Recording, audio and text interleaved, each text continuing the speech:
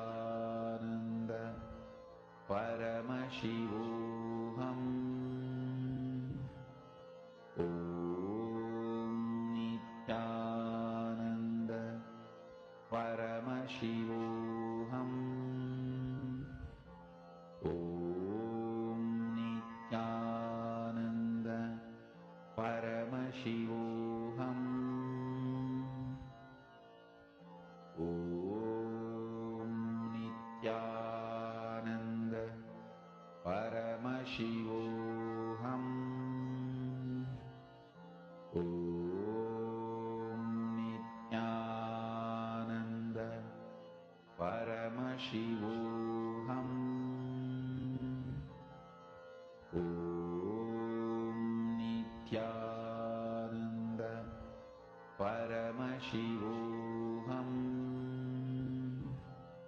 Om Nithyananda Paramashivoham. Om Nithyananda Paramashivoham. Om Nithyananda Paramashivoham.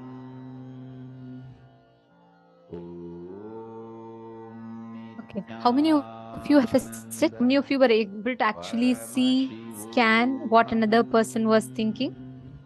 Ma Sonia Rao. And yes, how many of you were able to scan and identify what exactly was the other person thinking about? Ma Tatiana Hughes. Come on, can each of you post? Very nice. Ma Prematavasi. I see you shared your. Go on. All of you can continue posting.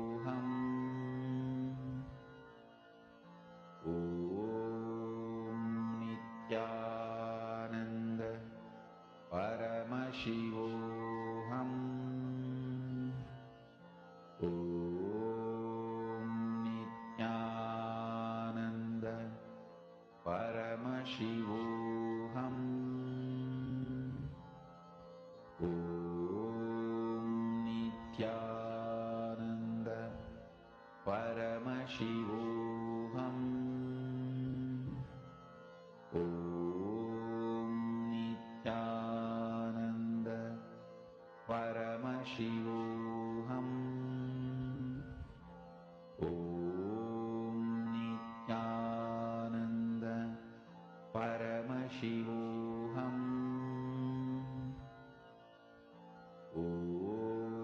Om Nithyananda Paramashivoham.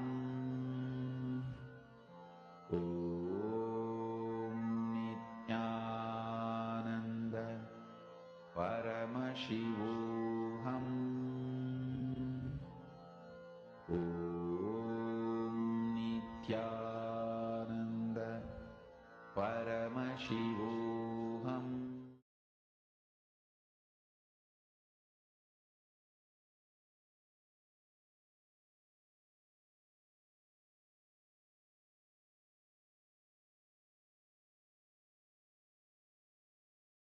Life is the greatest miracle. Life is the greatest contribution. Life is the greatest gift to the universe from Paramashiva. Life is very extension of Paramashiva, my own being. Life is very extension of Paramashiva. When you realize and make yourself life positive, you give a superconscious breakthrough to yourself. When the group of humanity makes life positive decisions for themselves, they give superconscious breakthrough for their group. When a nation makes a life positive decisions and governance, it gives superconscious breakthrough to itself. If a civilization makes itself life positive, it gives superconscious breakthrough to itself. If a whole humanity makes life positive decisions and strategies, it gives superconscious breakthrough to itself. Life is miracle. Life is the greatest gift from Paramashiva. Every life is miracle.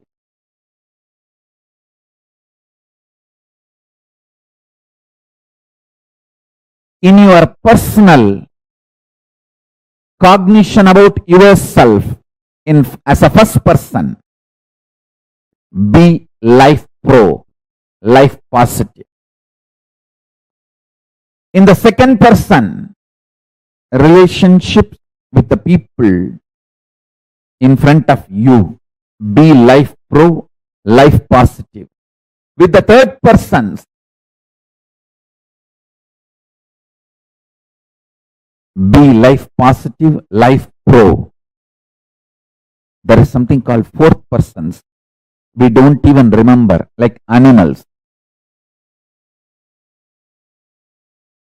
Animals in the ocean, animals in the forest, even towards them, be life positive.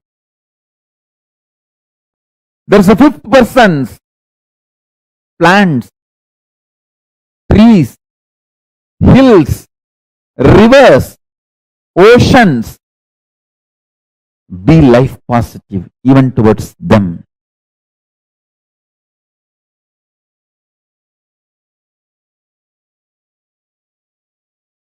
Listen intensely.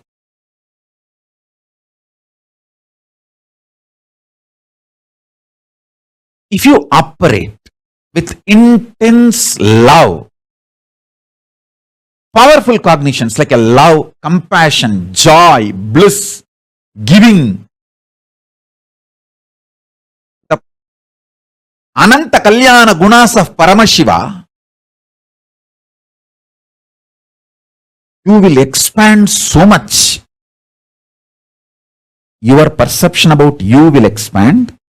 Your perception about life, reality will expand. Reality itself will expand. Understand? This is what I call life positive decisions.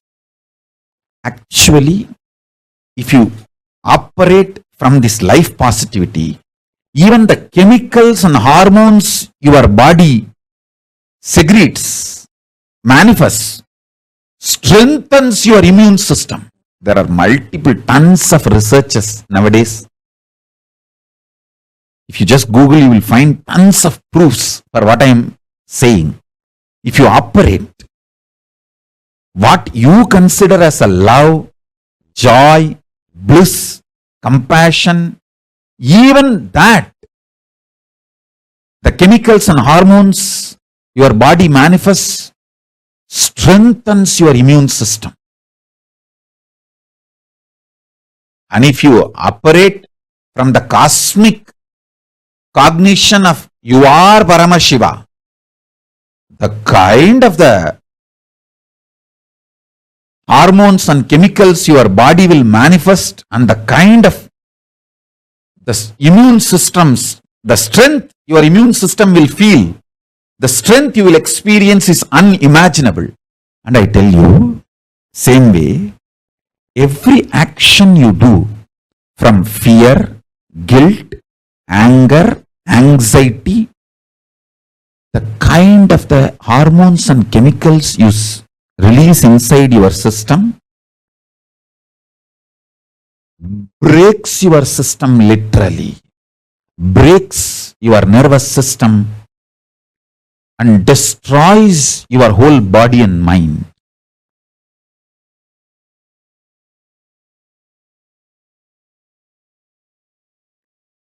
Absolutely for life.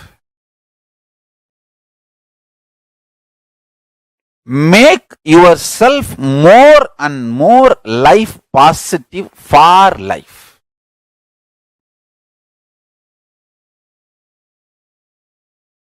The whole vision of your life matters, not small actions. Vision should be for life.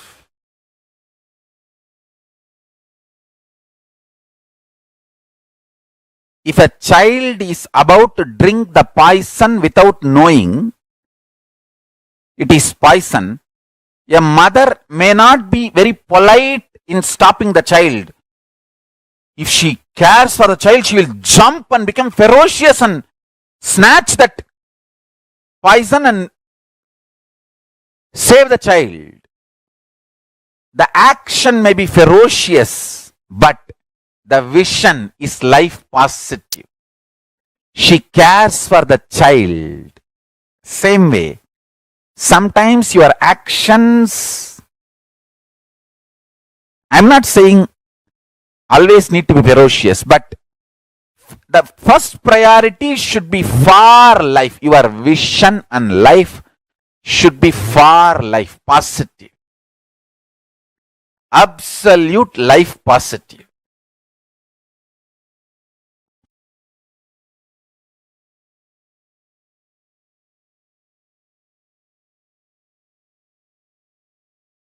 Saguni may look very sweet. He was very sweet to Kauravas. But his vision was not for the life of Kauravas. He was destroying Kauravas. He was looking very sweet, behaving very sweet. Does not mean he's a good guy.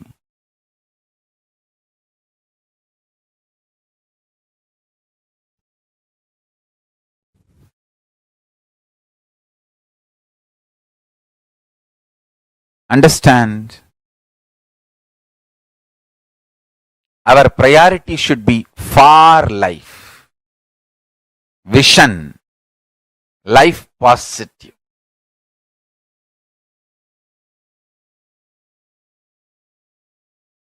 Saguni can never win. Traitors can never win. They are fundamentally life negative people. They can never win. Be life positive. Go on, be contributing.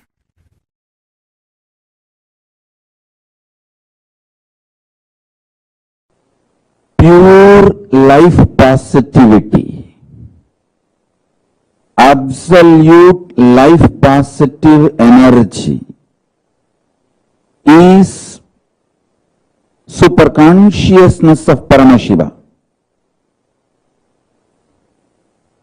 The food you eat, the way it is produced, the way it is processed or cooked, the way it is consumed, the way you detox yourself, clean your body after the digestion, the whole thing, end to end, should be absolutely life positive.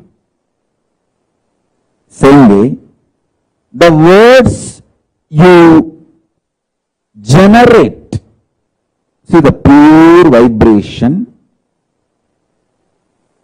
is the nada in you. How you convert that nada into sabda,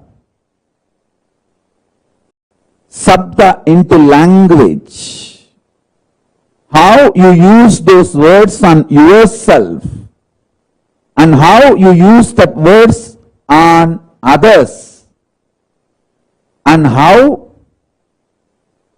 others use words on you and how you consume, get impacted, decide to get impacted by the words others use on you. The whole thing should be with absolute life positivity. Listen, I'll explain step by step. Whether the words you create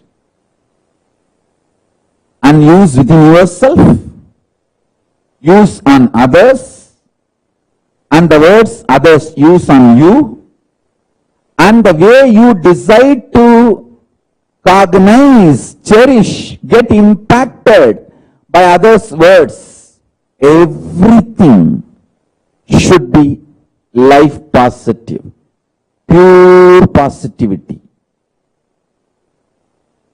The way your food, the way your words, the way your consciousness functions, the way you cognize things happening, the way you build yourself, the way you build your life's experiences,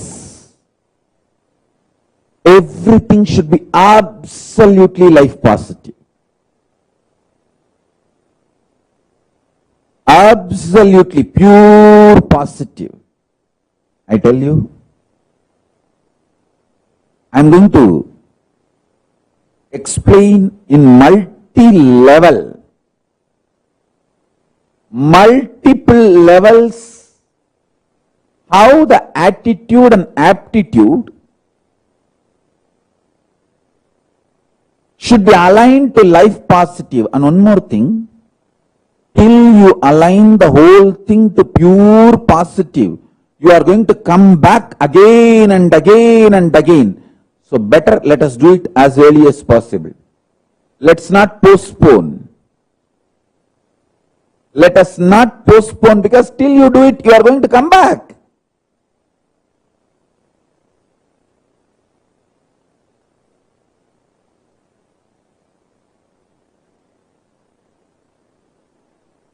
In every level, experience absolute life positivity.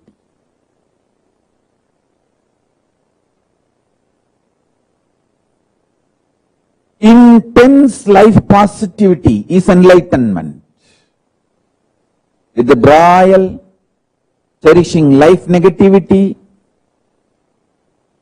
is not going to end till you become life positive. You are going to continue to suffer wherever you are. So better to choose the life positivity now. Better to choose the pure positivity now. From now, let us start building.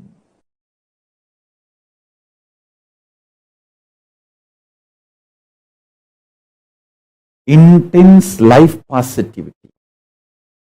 Intense life positivity. Intense life positivity.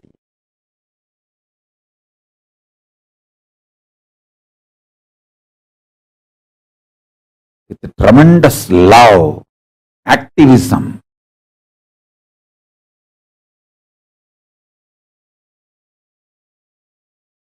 My gurus were focused on making the right fermentation inside me.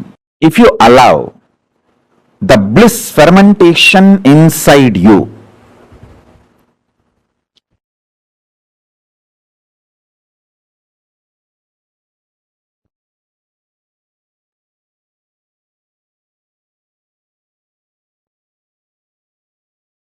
you will be attracting so much of life positivity.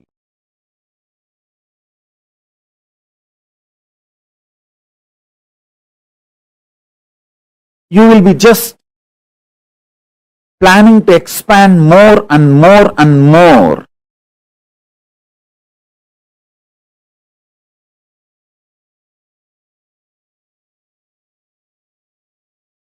I'll give you the signs of how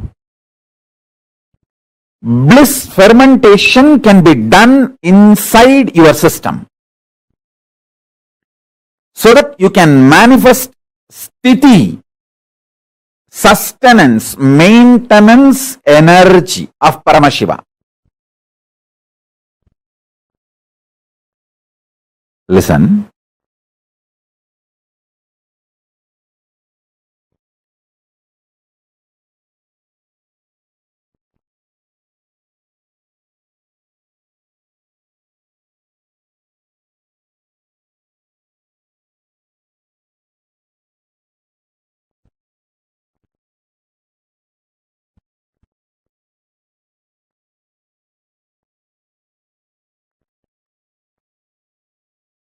I'll give you the scale.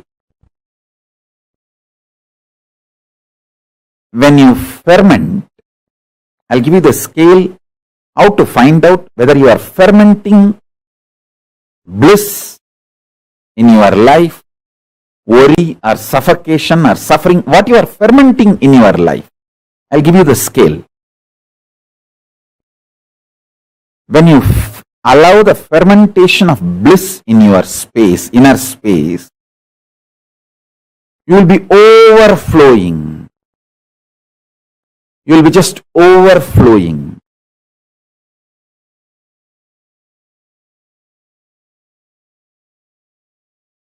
Excitement, inspiration, life positivity in your words, thoughts, energy, bubbly, bubbly.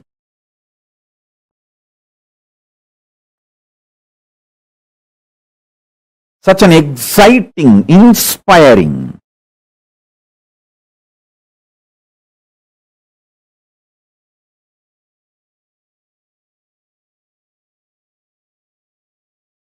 Your food intake will drastically reduce. Understand?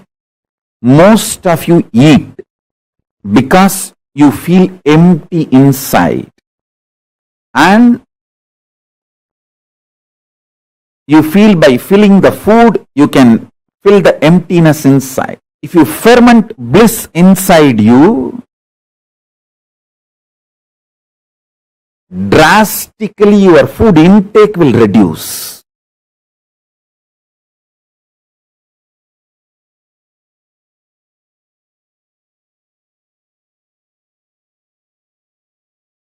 Fundamentally, this principle of rejuvenation and the knowledge about the ultimate reality, the truth, karma,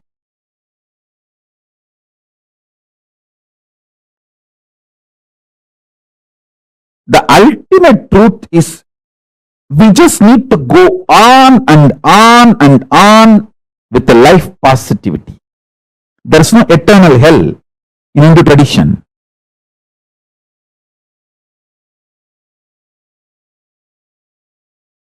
It's giving you chance again and again to be life positive, rejuvenate yourself and rejuvenate everyone.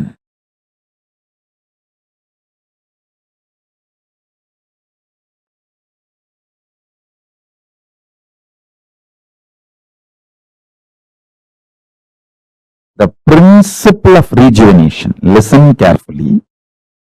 See, once or twice, one day or 2 days, you may miss puja. But if you create the ecosystem of doing puja every day, that is enough. Same day, 1 or 2 days you may miss yoga. But if you create the ecosystem of doing yoga every day, that is enough. You will be naturally successful. You will be naturally aligned to yoga. Even if you miss 1 or 2 days, next day you will say, at least let me do 2 Surya Namaskar as a ritual. You will start it. Same with puja. Even if you miss 1 day, next day, let me at least do it few minutes. And Jalalingam Stapayami and do the puja. The principle of rejuvenation, extreme life positivity, makes us do all the best decisions about life. Listen, we human beings are here on the planet Earth, after all, to celebrate life. So we should focus on contributing to ourselves and to others and for the next generation. That is why we treat the earth as living energy, Bhuma Devi. We don't see earth as a resource to be exploited and finish. No. Hindus are responsible for the most sustainable lifestyle, life decisions, life positive decisions.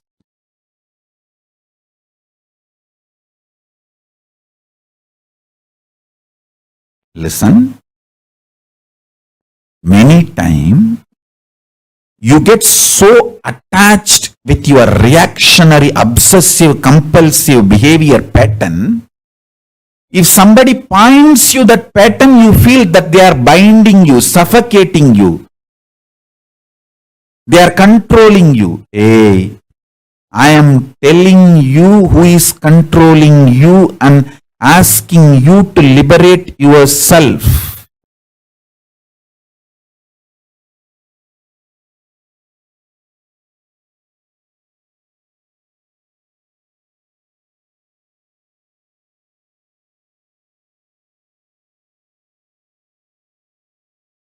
I am your friend, sincere father and mother, not your enemy. I have seen multiple times people, when they associate, identify themselves with their obsessive, compulsive, reactionary pattern and suffocate themselves, they feel the decision they make out of their patterns is much better than living with me or living around me or listening to my truths. And they leave. After that, even though so much suffering comes in their life, they continue to live in that suffering because they took the decision. Their ego and arrogance cannot accept that they failed and come back. Just to retain and maintain their ego, they continue to suffer.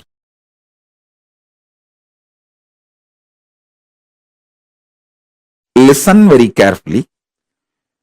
The so-called positive thoughts cannot exist without the so-called negative thoughts. Like that is why this positive thinking and all doesn't work.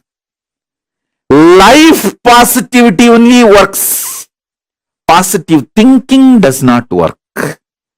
Life positivity is different from positive thinking. Be very clear. Positive thoughts and negative thoughts will always coexist. Life positivity is the foundation. That's a constant. If you study the electromagnetic forces laws, electrostatic forces laws, all the principles, the constant is life positivity. There is no life negativity for life positivity. But there is negative thought currents for positive thought currents. Both are centered on constant, which is life positivity.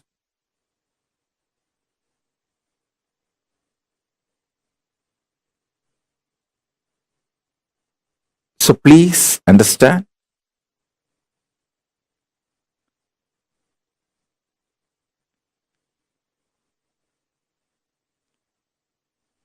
When you feel you are a broken part, you will always be afraid of the other pieces. If you know there is a constant which is in you, how much ever you have self-doubt, self-hatred, it will not go beyond certain limit. See, there are some people, they know, I fight with my husband, I fight with my wife, but I will never go to the extent of divorcing, leaving them. So that is what I call, even for your negativity, there is a limit. Even for your negative thoughts, there is a limit. Even for your self-doubt, there is a limit. So that self-doubt will have a self-confidence. Self-confidence will generate sometimes self-doubt.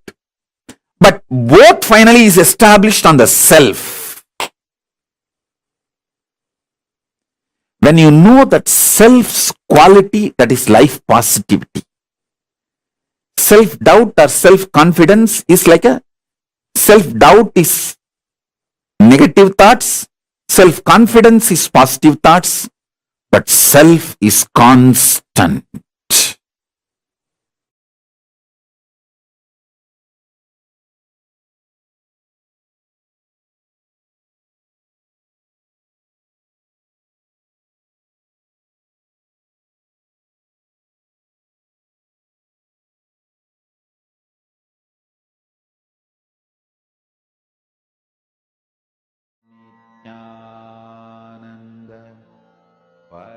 Paramashivoham.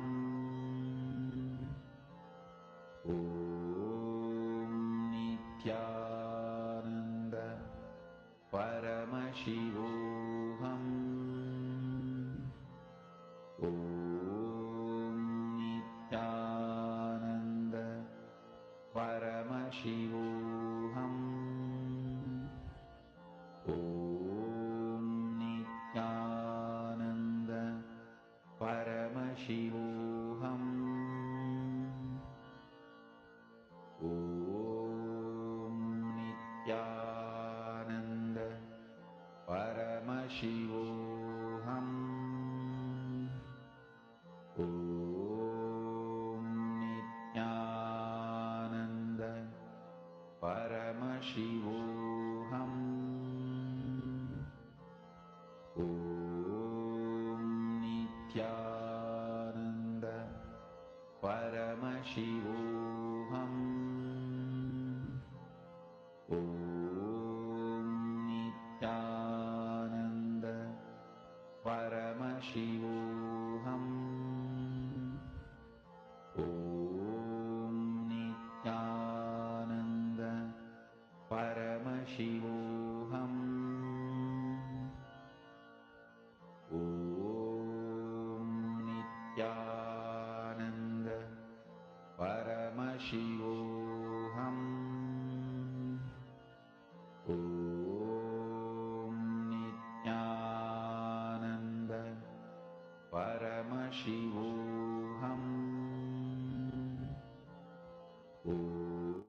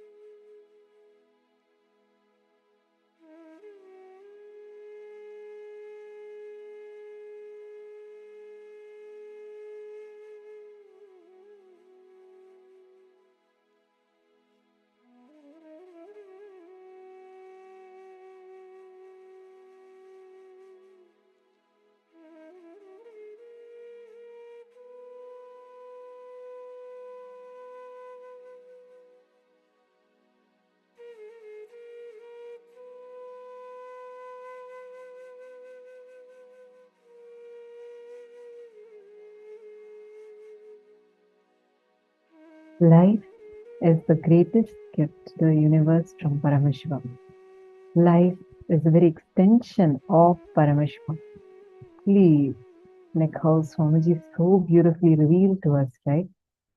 Where Swamiji said that the life positivity is not about positive thinking, but being your very cognition itself being life positive.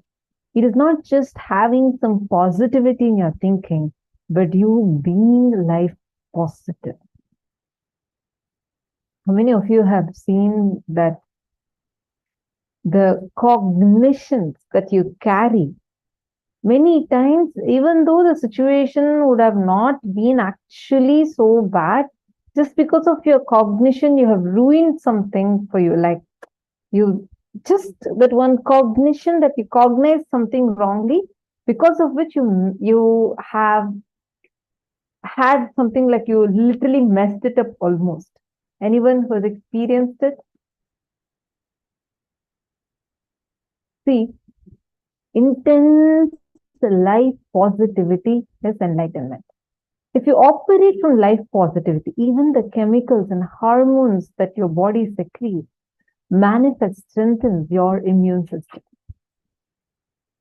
Whether the words you create and use within yourself or you use on others, and the words others use on you, and the way you decide to cognize, cherish, get impacted by others' words, everything should be life positive. I mean, all of us do get impacted by what other people think about us, tell about us, talk about us, and how they hold us. How you hold life, how life holds you, how you experience life. Swamiji is saying all of these should be life positive. Can I request all the participants to take a moment and share your understanding of what you cognize as life positive, being life positive here. Take a moment, and all the participants take a moment to post it now. What do you mean by being life positive?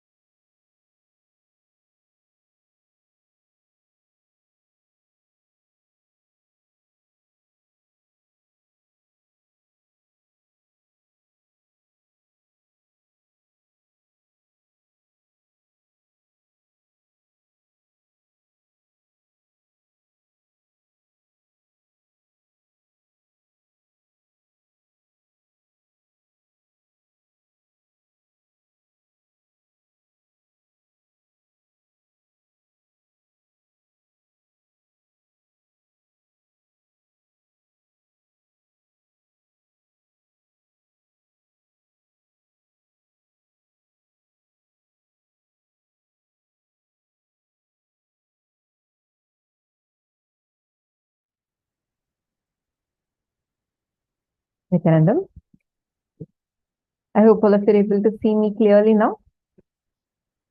Come on, take a moment and all of you are going to share with me, what does this one statement mean? Dear all, today we are at the last day of this season, of this program. And I know so many of you have been here sitting, sincerely attending every section and being here and being part of this amazing journey. Can I request all of you to please come and sit down in front of the camera? What we are going to be learning right now is going to be something phenomenal. Take a moment. Sonia Rao, yes, you're asking, will the next program be in the same time zone? Yes. It is going to be in the same time zone only. Nithyananda, all the participants, please can I request every one of you to come and sit in front of the camera?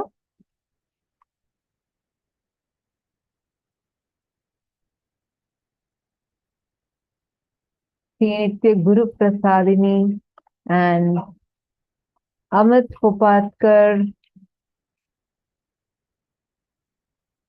Come on, all of you quickly come and sit in front of the camera. I have a question and all of you are going to give me the answer and explain. Nithyanandam, Lucas and Geronimus. Nithyanandam, nice to see you all. Okay, what exactly are all of you understanding as, listen carefully. Now we are learning about life positivity. You would have learned about positive thinking that everything should be positive. But what is life positivity? What does that life positivity mean? And why is it so different from positive thinking alone? Come on, each of you think, is it different? If it is different, why is it different? And what does being life positive in the way you cognize yourself, the way you cognize about life, the way how people are going to perceive about you in every situation? What does that mean? Come on, take a moment and all of you share your understanding.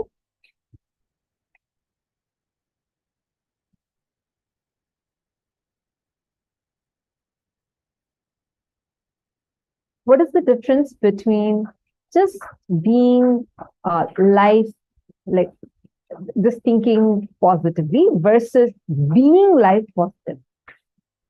Akshay Gunaya, Samuel Rodriguez, Punithanaya, and Nitya Devarupa, Lucas. Yes, Nithyananda. Can I request all of you to take a few minutes and post?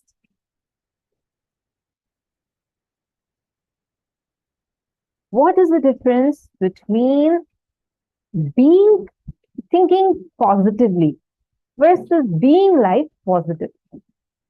Three situations auspicious. Life positive, anything, goals, ambitions, actions, etc. that does not involve killing or harming any other being. Vision of expansion and having more. Having the right cognitions about life is life positivity. Okay, Boran Firat has posted this. Having the right cognitions about life is life positivity. Wonderful. Boran Firat. Sorry, I hope I'm getting your name right. I apologizing if I'm not pronouncing it properly. See, having the right cognition about life is life positivity. Can you explain to me why is this the same as positive thinking? Or if not, what is the difference? What is the difference between life positivity and positive thinking? And why is Swamiji saying for us to be life positive? Come on, all of you take a few minutes and share.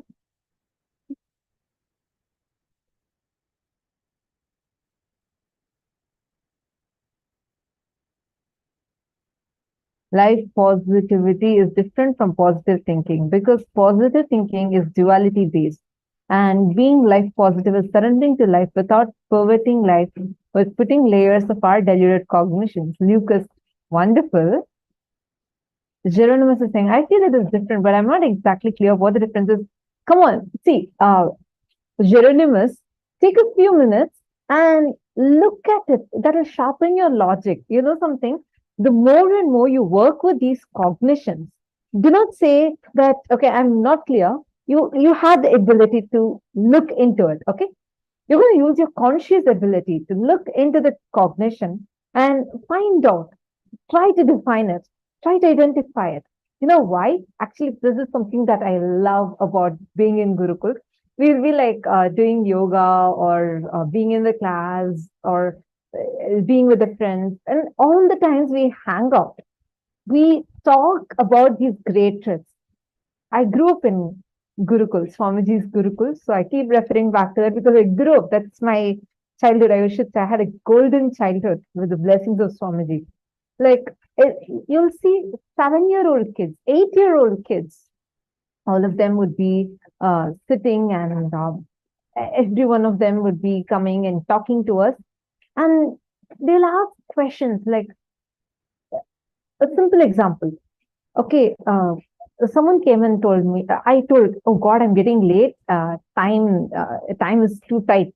And then the kid, 8-year-old kid, she comes and asks me, time is tight? What is time?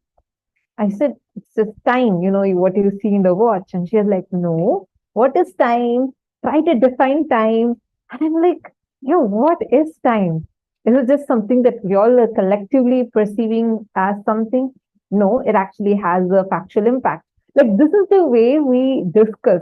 So why I was telling this is Geronimus, I see you sincerely sitting and listening. Try defining it more. It'll help sharpen your logic, the way you cognize. The more subtler and subtler you're able to cognize, your brain's capacity and your conscious ability, the elasticity of your consciousness expands. That's why we keep asking these questions. All of you take a few minutes. Define. What is life positivity? Why is positive thinking different from being life positive? Swamiji says, right? When Swamiji says life positivity, Swamiji does not mean just being optimistic. Okay, everything is going to be all right, you know, it's fine. Even in the most, being optimistic is good. But life positivity is not just being optimistic. It is being realistic. There's a huge difference with positive thinking and life positivity. What is the difference? Now, each of you, from whatever you have understood, take a few minutes and you're going to be posting it. Come on.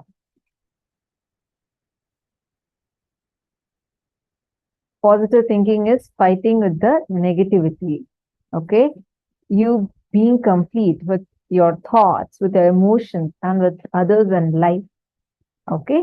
Executing Paramashiva strategy in every situation, residing in the state, space, and being of Paramashiva. Okay? A little more, can each of you define it a little more? How am I supposed to be? I want to be life positive. What does that mean? From this moment, what exactly should I do? Okay, I understood. Samuel Laya has posted saying that you should do completion.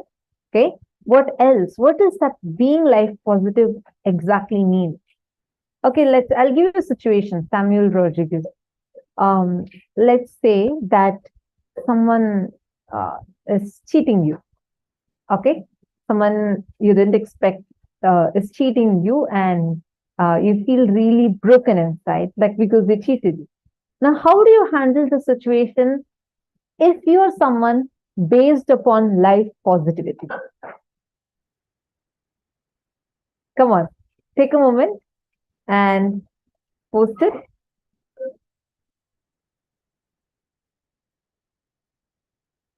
That for manifestation to become life positive, always hope a great future. Jenny Tran, you're saying always hope for a great future. Sorry, I just want to tell one thing though. Hoping, where you're going to be dependent on a probability. I hope everything becomes all right. I hope that things will turn the way I want. Will only make you feel you are under the influence of something, or you're powerless, like you do not have the power to change things the way you want. Never use the word hope. It's not hope. You have super determinism as your power, your strength to make what you want have strength. You have the power, the strength. You can make what you want in your life happen. Positive thinking has a counterpart, that is negative thinking. Life positivity is manifesting Paramashiva at each step of our existence and declaring authenticity towards Sanatana Dharma is what I understand. Okay, beautiful. Little more.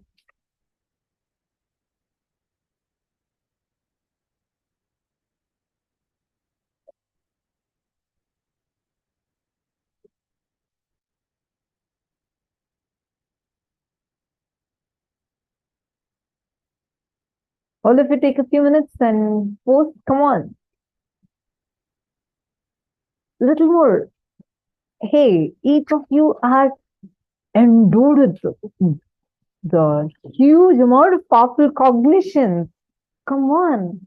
What does Swamiji mean when Swamiji says, okay, I'm going to show you all the definition that Swamiji gave, so that we all take a few minutes to cognize, contemplate.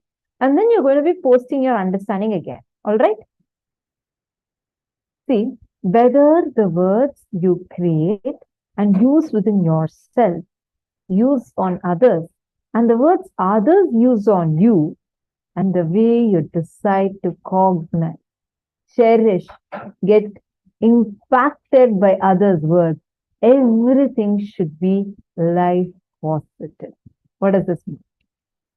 What does Swamiji mean in this?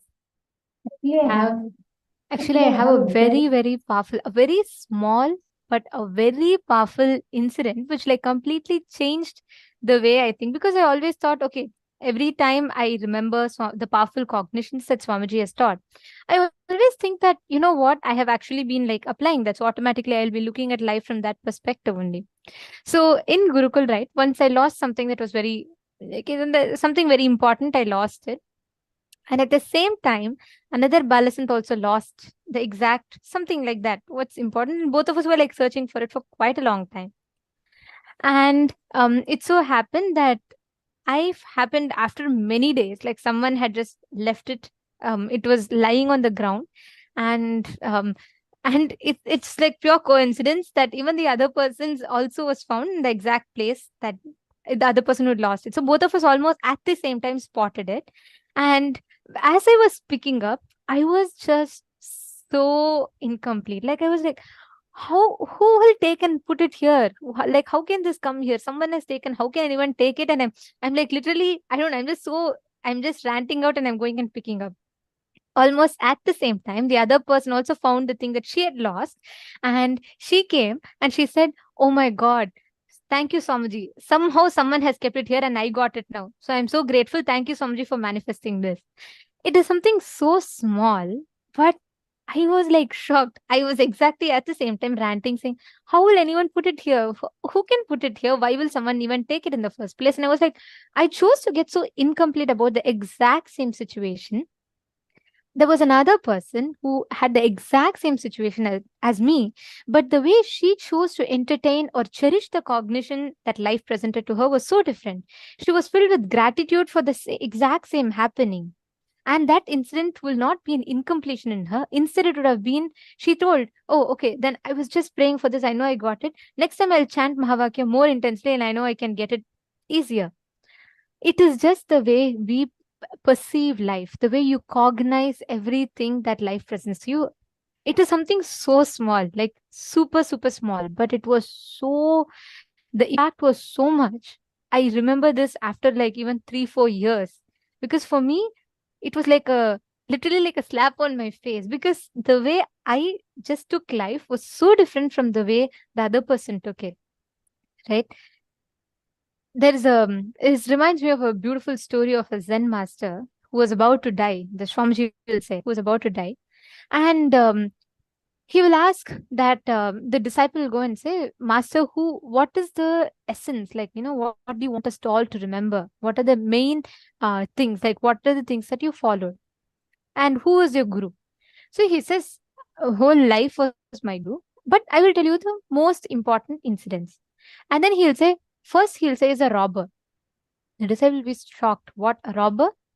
And then he'll say, yes, during my wandering days, so many times I would just give up. I will say that, it is not going to happen. But the robber who was there, who had given shelter to me, almost every single day, he will just say, God, please, thank you. I'm sure today it did not happen, but tomorrow you will make it happen. And almost every single day, without giving up, he would stick to it, and he will make sure that he is not giving up, and he'll make sure it happens. And the second one he'll say was the child. Once the master got so, in his journey of enlightenment, he got so egoistic. He thought that, I've mastered everything. So he saw a child walking with a candle lit in the hand. The master goes to the child and says, he asks the child, do you see this, the fire? The child says, yes. Can you tell me the source of the fire? Where has this come from? And he thinks like, he's so proud. So there are others watching it. So he wanted to ask the child. And the child looks back at him and just blows out the fire and laughs. Then the master asks, what are you doing? Then she asks the master back, can you tell me where this fire went? That is exactly the place it came from. The master said, then I realized I had learned nothing. I am in the exact same spot as a child who I thought knows nothing. So he'll share how every moment in his life, he chose to learn from life. And that is what made him enlightened. Swamiji will say, life presents to us so many situations. You can see a person drunk and you can say, oh, okay, that's what I can be. I can be a drunkard. Or you can see and choose to be saying, okay, if this person being drunk has suffered so much, I need to learn to not be that way. What you choose to cherish, what thought currents you choose to ferment in your inner space, that is what manifests as reality. Actually, very beautifully, Mahā Wong has posted, learn from life positivity from Swamiji.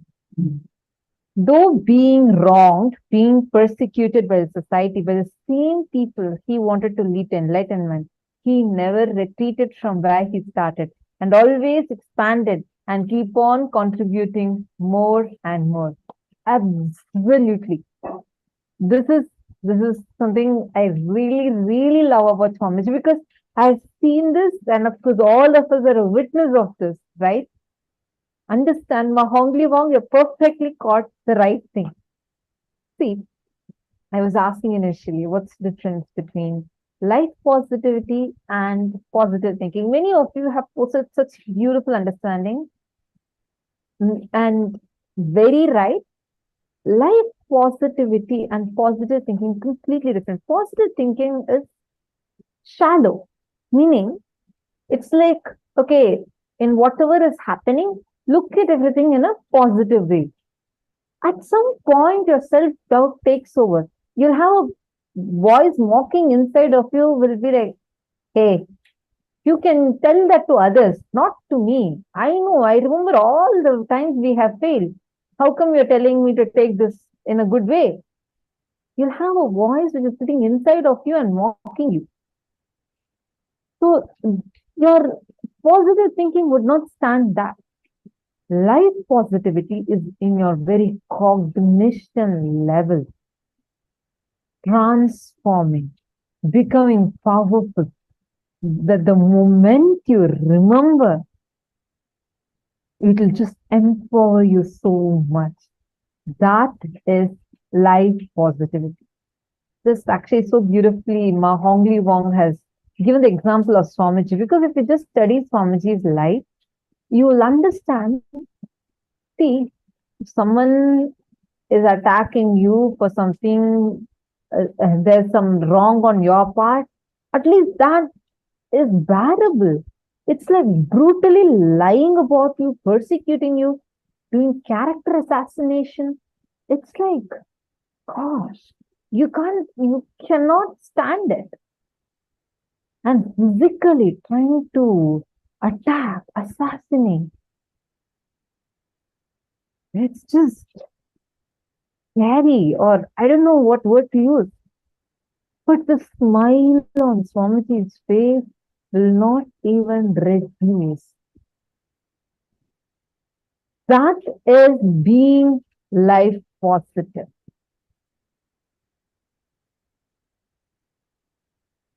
Okay, Samuel Rodriguez has posted, identify those emotions authentically, feel them and unclutch from them. Okay, so that's the way you would handle the situation. Wonderful.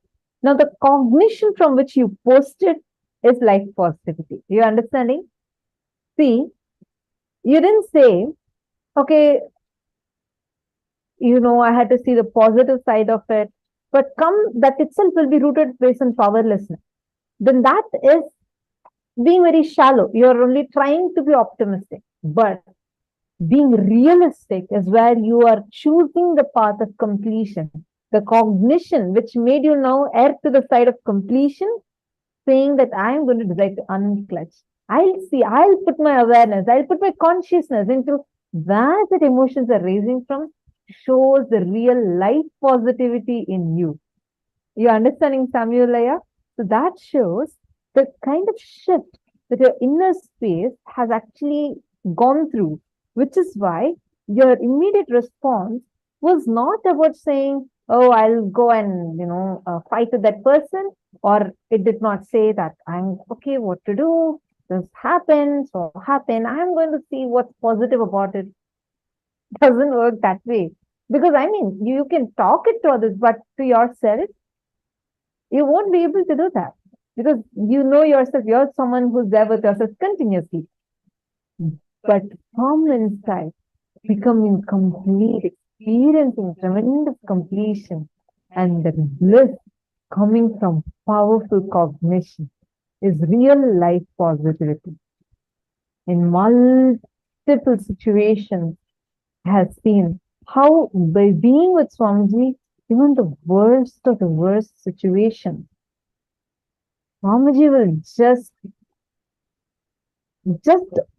transform the whole thing. Like you'll almost feel like, oh God, everything is just collapsing. Why is it like this? Suddenly, he'll just transform the whole situation and you will see he is there with you. You will see that every time the powerful cognitions he has empowered you with will just be there. He will be there with you, holding you, helping you, empowering you. Wheeling has posted positive and optimistic thoughts sometimes have negative thoughts, but positive actions to make life active. Let life have a mission to enrich others is a life that can make us enlightened. Wonderful. Mahā Wheeling, thank you so much for sharing your beautiful understanding. I would just like to add a small point over here. Even our actions would come only based on the cognitions we cherish. So being life positive starts from the very cognitions you carry about you. Even when you go through your down, you very clearly know that there is still a component in me which is untouched by any of those ups and downs that I'm experiencing. Let me just sit in unclutched. Let me do the completion and let me pull myself out of this. That cognition is that inside of you helps you pull yourself out of your incompletion is that life positivity is sitting inside of you. No matter what, because you know, Swamiji, Paramashiva has told me, I am Paramashiva. That's it. With that, I declare, let this change. You will see it changing. How many of you have had such experiences?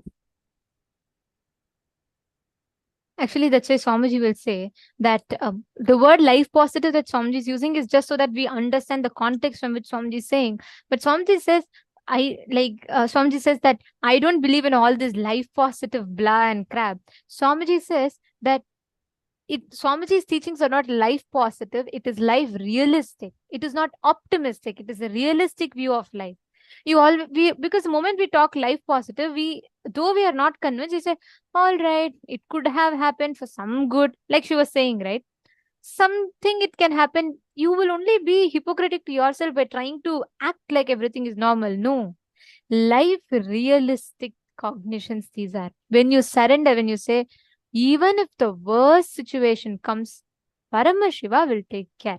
Swamiji has told, then everything is auspicious in life. Nothing can fall apart. These are all not life positive thinking. Means not in the sense that we understand. It's not like these motivational quotes. No. These are life realistic thinking, because anything else is only a layer of delusion on top.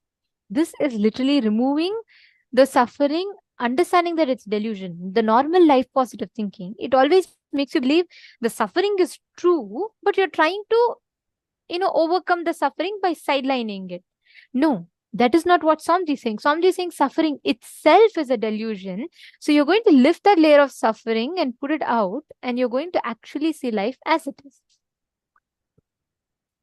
Being actually living in Kailasa, being part of this ecosystem is the most life positive, life powerful thing that you can do.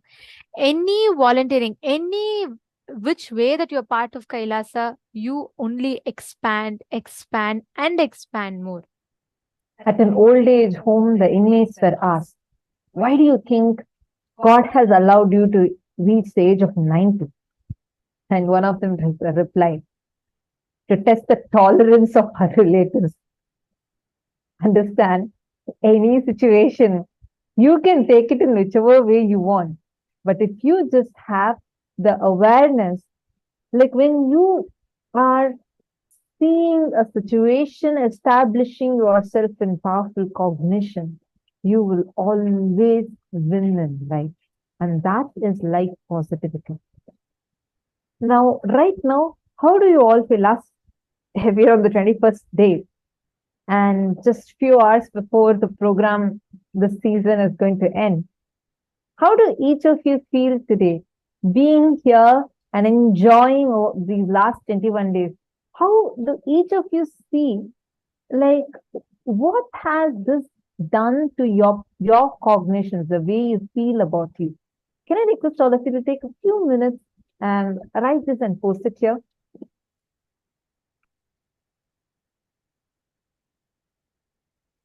Take a few minutes.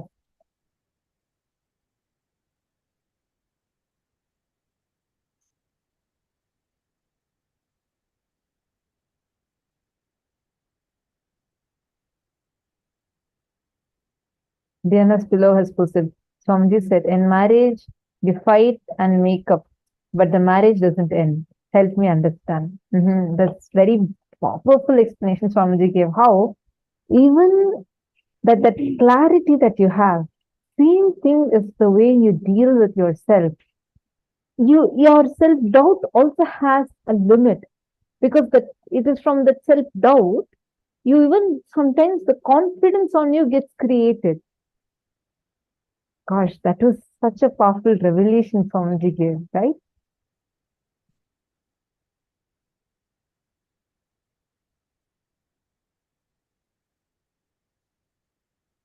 When you become part of Kailasa, when you live, when you are making yourself, when you're continuously seeing life in a realistic approach, that is the right way of seeing life. It is neither pessimistic nor optimistic, it is realistic. Now, first, let's all take a few minutes. Look in and see what kind of words are you using for yourself within yourself. And what is the vision that you are carrying about yourself inside? Look in now and see what kind of words you're using and creating about yourself. What words are you using on others? What words are others using on you?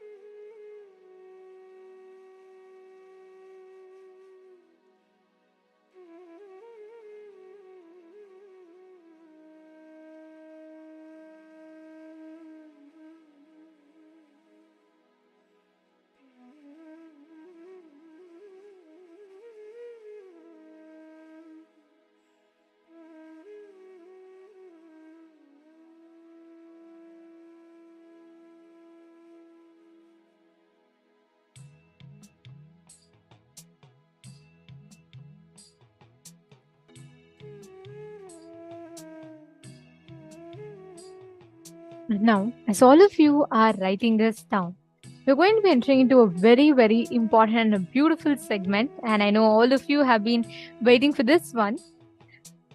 Yes. And I request all of you to not miss this one segment as it's very important. All of these 21 days, you've all been a part of Paramashivoham. You've been a part of, getting all the perks and benefits of the program. And I know so many of you here ask if you're not able to contribute or become a part of Sarvajñapita at this moment, is there something that you can do? Like Swamiji says, you're not restricted for any one thing only that you can do. Any way, any which way that you can be a part of Kailasa, you are welcomed to do so. So here I'm going to take you all through a very quick set of projects that you can be part of and become part of Kailasa. Swamiji has envisioned two things: Kailasa's digital nation and Kailasa's legitimate nation, the physical nation. So for both of which, there's a lot of groundwork already done. And here we are going to be seeing, in this day and age, we're going to be seeing how you can become a part of the digital library of Kailasa, all the digital nation of Kailasa.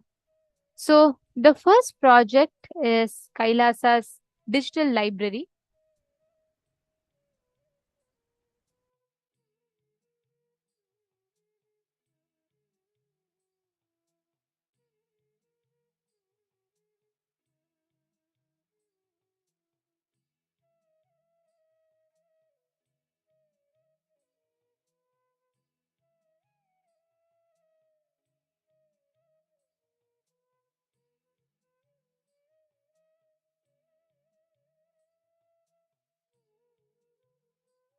So the Nithyananda Hindu Library is the largest collection of the world's largest collection of the Hindu palm scripts and Hindu manuscripts and palm leaves collection.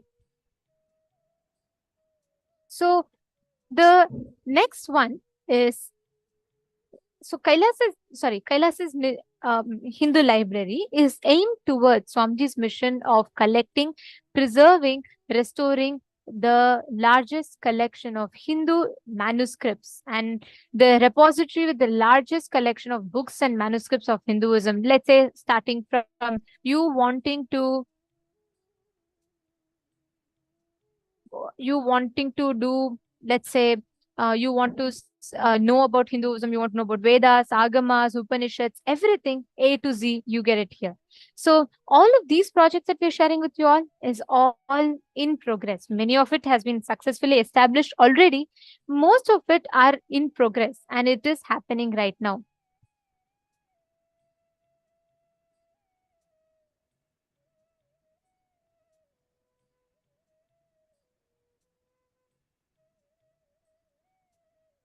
So that's one thing. And the next one is the next project that you can be a part of is Kailasa's Hindu World Trade Center. So the goal of Kailasa's Hindu World Trade Center, initiated by Swamiji, is to help facilitate trade between all the Hindu business and bringing together authentic Hindu businesses and the Hindu diaspora, helping the indigenous family-owned businesses and practices to come to a global spotlight and become recognized internationally. So many of you would have noticed there are these Hindus in villages here and there who have some extraordinary skill sets, let's say like making agarbatti, or the right way of astrology, astronomy, being able to build temples, architecture, arts. But all of these, literally, there's no platform for them to make a living out of this. And almost everyone we are losing these sciences because we do not have a way to use it. We do not have a way to revive this. So Swamiji is building this very beautiful bridge, the Kailasa's Hindu World Trade Center, through which Swamiji is reviving this entire platform, creating one bridge where anyone from anywhere in the world can join and make their business.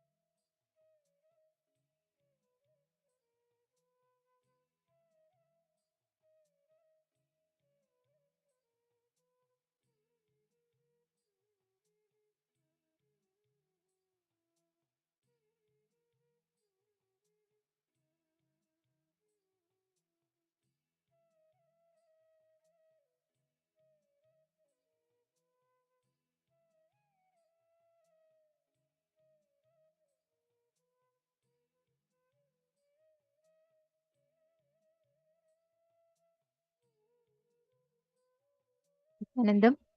Firstly, our sincere apologies to all the participants. Almost for the last 10 minutes, you all had lost our audio. So we apologize for the technical glitch. So we will be repeating. Do not worry. There was a small technical issue because of which all of you could not hear us for the last 10 minutes. So we sincerely apologize for that. So now back to what all of us were discussing. Can I have all of you back on cameras, please? Can I request everyone to come back? I apologize for that technical glitch that you all had to face. I request everyone to please come back on the camera because this session is very, very important. Ma Virupaksha, yes, I see your messages of no sound. Don't worry, you didn't miss anything. We'll be repeating the whole thing again. There was a small technical issue because of which all of you had lost the audio connection. If you're all able to see us and hear us, can I request everyone to put yes in the chat, please? If you all could see us and hear us fully, properly, and if our audio and video is good to all your places, to all your systems, please let us know. Please put a yes in the chat.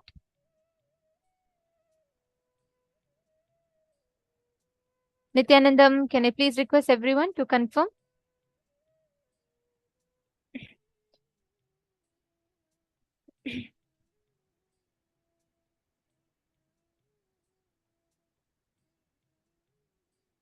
Okay, can I please request everyone to come on camera? Tatiana, Hughes, Ma. Yes, I request everyone to come on camera, please. Come on.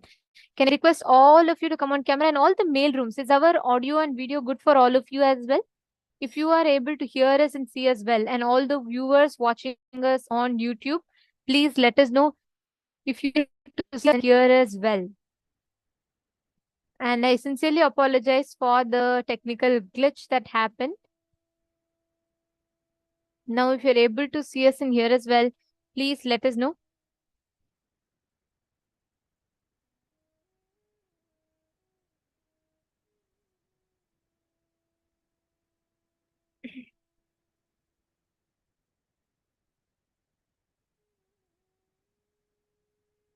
Yes, Samuel Hegemanaya, I apologize for that. The whole audio was okay. Perfect. Thank you. Thank you all. Now we are going to be continuing this very, very important segment. So I want every one of you to be on camera so that none of you are missing out on anything. So please come back and settle down, everyone.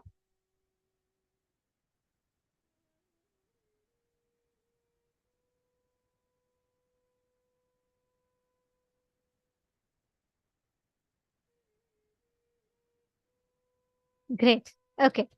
Now, we are going to be taking all of you through the different platforms or avenues through which you can connect to Kailasa. Swamiji has given so many different doors, possibilities for each of you to connect. There are so many different projects that are happening and so many different things, that opportunities or doors that are open. Many of you might have heard of these projects before, but those of you who do not and who might have missed it in the past, we are going to be taking you all through this so that you can choose in any which way that you would like to be a part of. Okay. So like I said, the first one was KAILASA's Nithyananda Hindu Library. This is the largest repository of Hindu palm leaf scriptures and manuscripts. And we all know Swamiji's passion for these palm leaf scriptures. So this project is aimed towards creating digital library with the largest collection of Hindu books. Like, for example, if you have some source, if you know some libraries, some communities, there are so many people out there who do not understand the value of these books. And they're just many of them are being thrown away because of termites coming.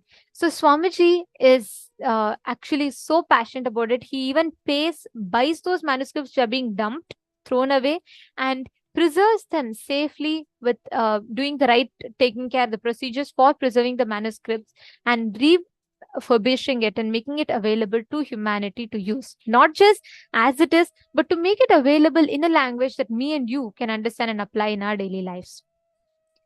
So anyone who has knowledge or who's very passionate about books, or you're someone who really like to do it, or you want to, you're passionate, but you would like to know how you can help, you can sign up for this. Wait, there's a lot of list. So listen to the whole thing before you choose one project. The next one is Hindu World Trade Center.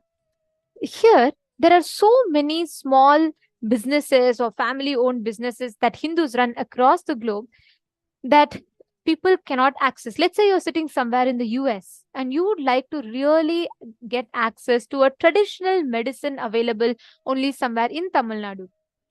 You need to know how to buy it, but you have nowhere to go. But there's a family in Tamil Nadu who sells these traditional Ayurvedic medicine authentically done, but they do not have a buyer. To bridge this gap, to support the indigenous Hindu families, to keep that family-run businesses alive, Swamiji has created this initiative, the Hindu World Trade Center. This is almost like a bridging between the seller and the buyer, the Hindu seller and any buyer that wants. So that they can, it's like a bridge. So all these indigenous family-run businesses and traditions, which are almost dying, can be revived back. So that is the aim, that is the goal of the Kailasa's Hindu jobs. The next one is Kailasa's digital currency. In Kailasa's digital currency,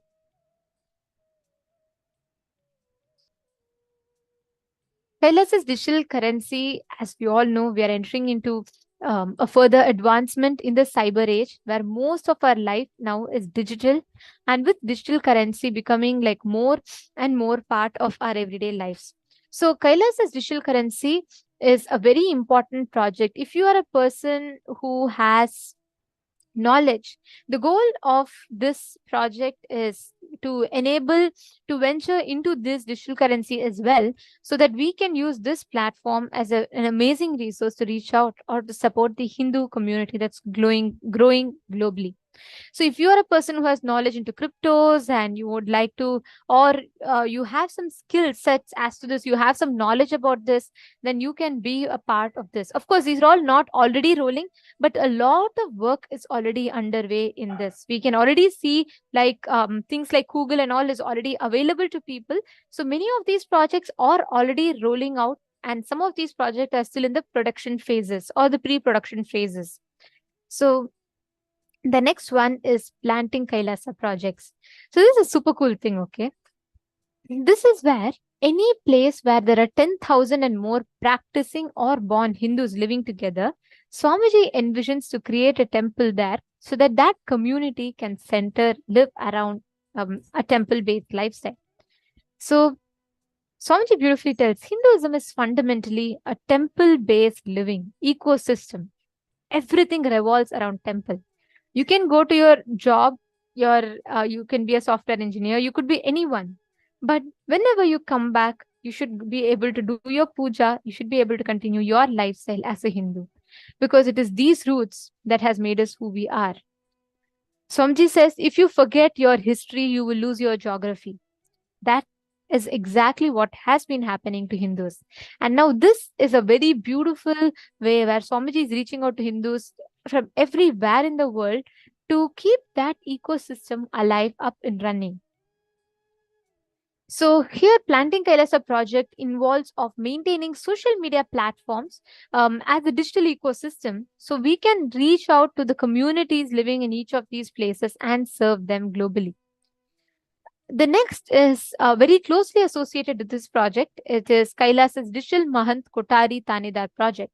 The Digital Mahant Kotari Tanedar project is something similar to it, where you will be owning, like how we have Mahants who are owning the physical Kailasas, who will be running the physical Kailasas, like Los Angeles has Ma Muktika, or San Jose has Ma Snehamaya, and so on. Each of these House of Representatives are successfully governing their local Kailasas and executing the Kailasa as per Swamiji's vision.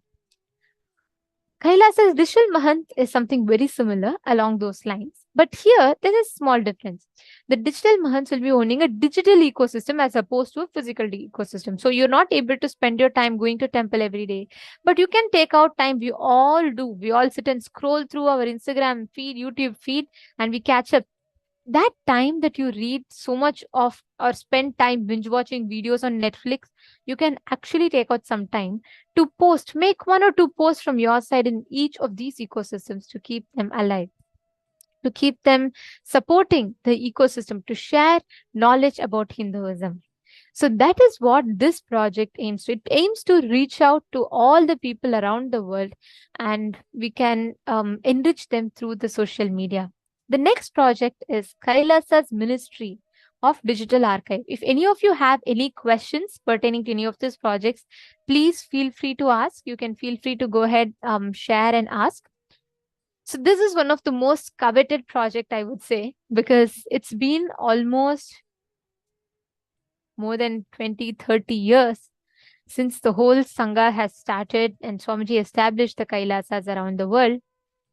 And this project is where you're going to go back to the archives, the old videos, and we are going to be chronicling them, collecting them and publishing it for the world to enjoy. It has Nithyanandapedia, Hinduismpedia, and Kailasapedia. Hinduismpedia is focused on the rich, authentic narrative of Hinduism as it is, presenting the true history of Sanatana Hindu Dharma. Let's say you're a person who has a lot of knowledge in this, or you like to really do research and study about how our ancient ancestors were. And this Hinduismpedia focuses on presenting the prehistory of, before Swamiji descended on planet Earth till 1978, all about Hinduism. And Nithyanandapedia is the chronicling of the advent of the avatar since 1978, which systematically documents the public life of Swamiji, displaying his hard work for the last 30 plus years. The next is Kailasapedia. Kailasapedia is all about the happenings all over the world in Kailasas around the world that's established by Swamiji and how it is happening. So in any of these three, if you're a person who's very good at web designing, or you have a lot of knowledge as to, handling websites or being able to do video editing, photo editing, then this project is something that you can surely be a part of. The next is the Kailasa's Hindu compliance system, which is underway. The work, it's still in its pre-production phases. So the Hindu compliance system of Kailasa, we have standards and compliances on multiple levels for various things, especially when it comes to food, agriculture, and other common things. Like we all will know, an example that I can give is like the halal, right? Each religions around the world or each societies, communities around the world have their compliance system. Hinduism, in fact, has the most detailed compliance system, where there are 600 standards from Vedas and Agamas and Bhaga Shastras in 7 major categories. We have food standards, lifestyle standards, power manifestation standards, sacred arts, town planning, fashion standards, temple management, and ritual standards. These are all very elaborately given in our Vedas and Agamas, and these standards ensure the authenticity of life as per sources of Hindu scripture. If you're a person who has knowledge in Sanskrit, or you have a knowledge in establishing compliance systems, lawyers, people, you can network to get this done, you can definitely be a part of Kailasa's Hindu compliance systems. The next is very interesting. You might have heard of Google. Go anything that you want, Google has it for you. Now, Google is Swamiji's vision for something similar. Anything that you want to know about Hinduism. Today, if you ask Google who discovered solar system, who discovered the planets, they'll say Galileo.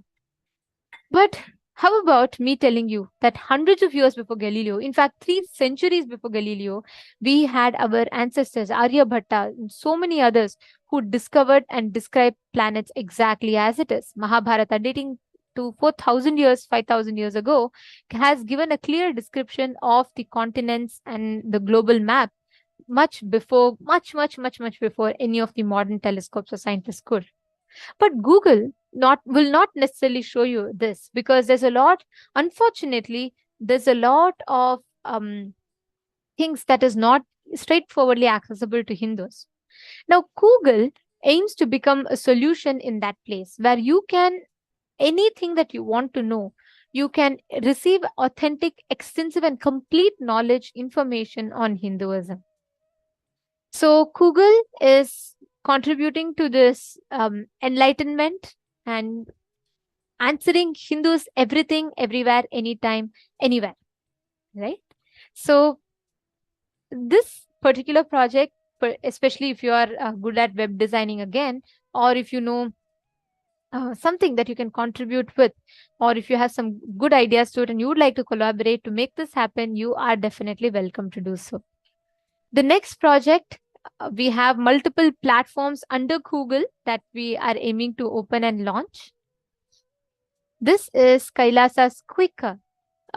Quicker is a social media platform to share various events from Hinduism, related information, news bites, comments, posts, supporting a wide variety of content forms, allowing users to build and manage their audience as they see fit. So Google Quicker is something that you can share informative content, educational content, and so on. The next is Google Photos.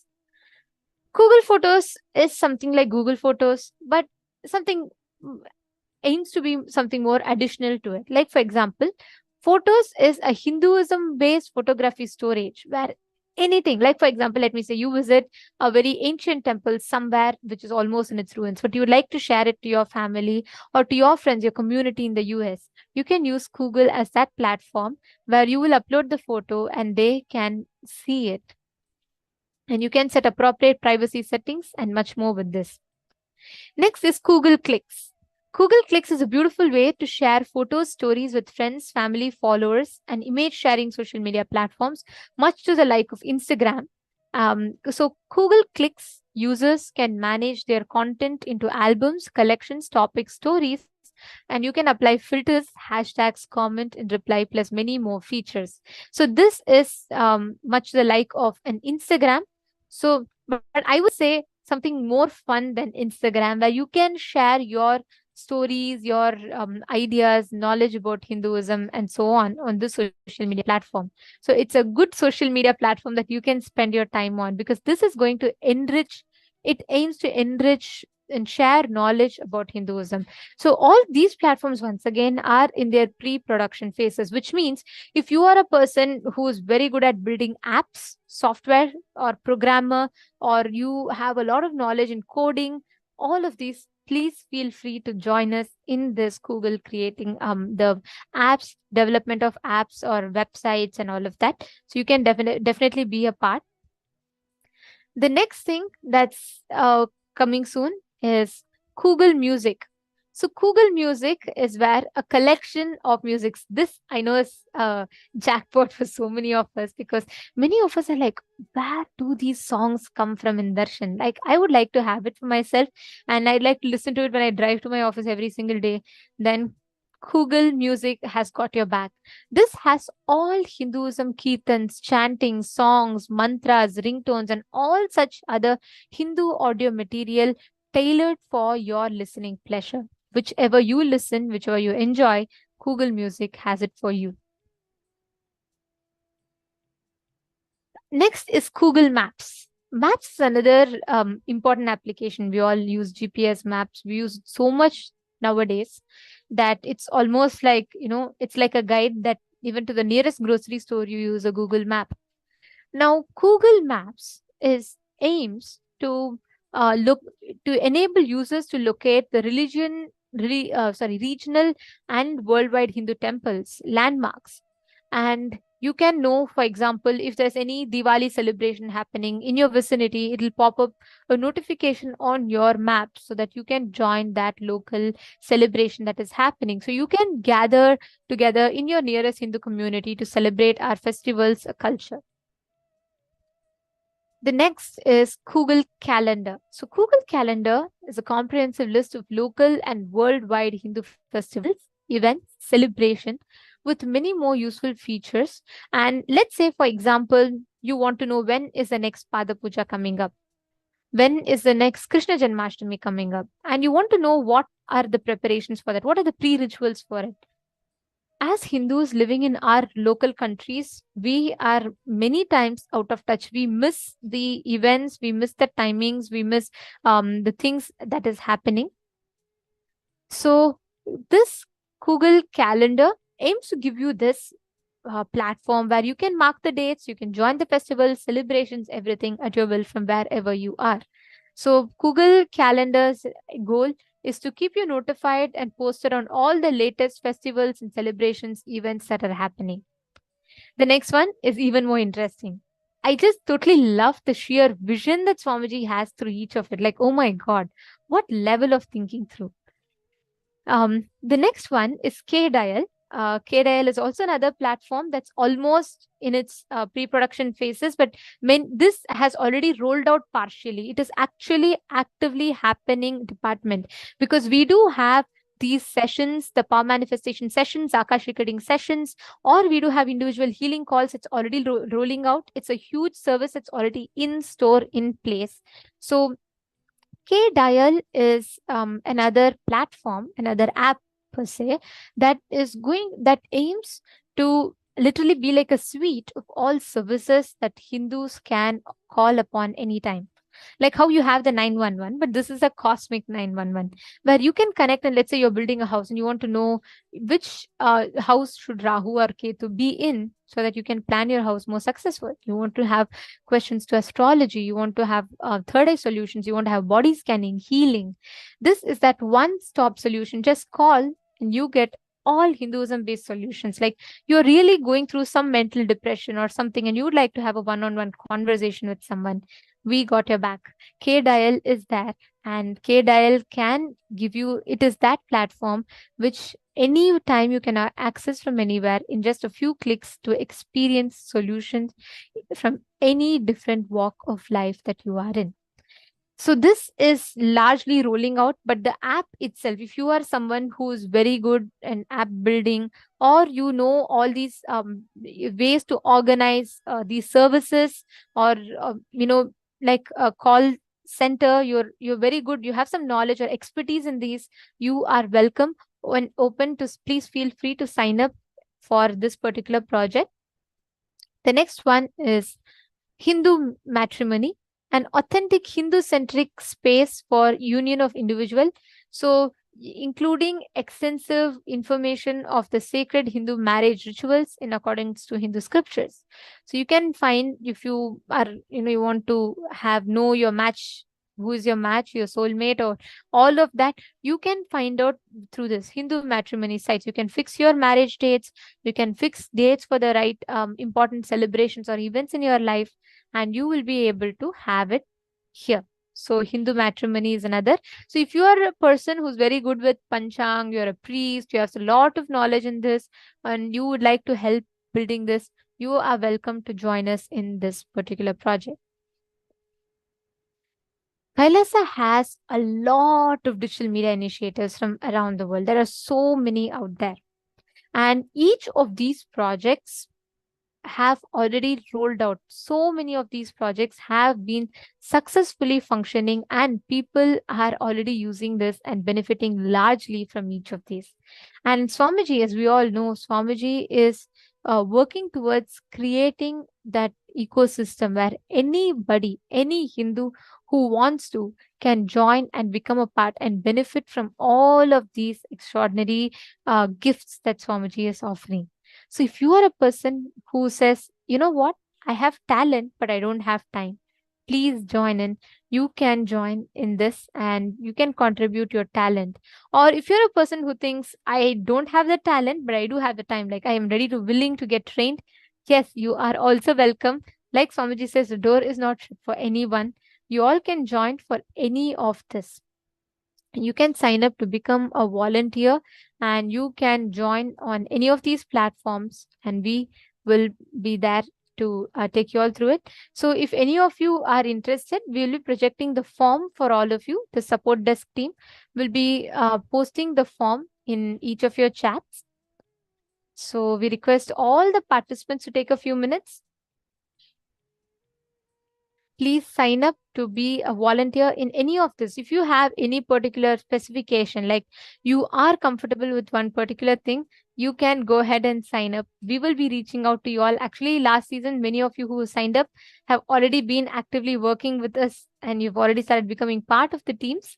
So if you have still not signed up, you would like to, please go ahead and take a few minutes and you all can sign up.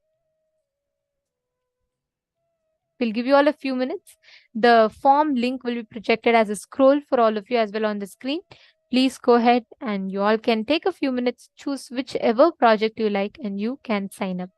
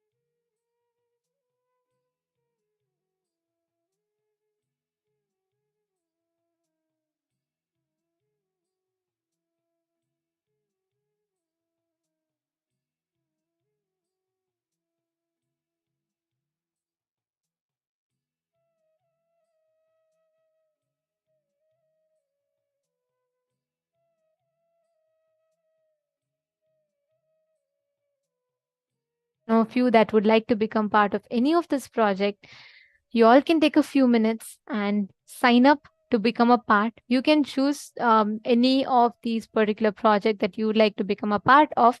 And yes, all of you have the link here. You can type out, and I also request every one of you, if you have a particular field that you have some expertise in, let's say you know something about editing, you're very good at web building, or you're good at app development, or you're able to give your time and you're willing to get trained, please head to this form and please sign up.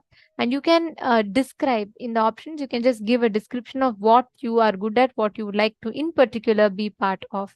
So please head to this particular form. I request every single one of you to take a few minutes and please sign up.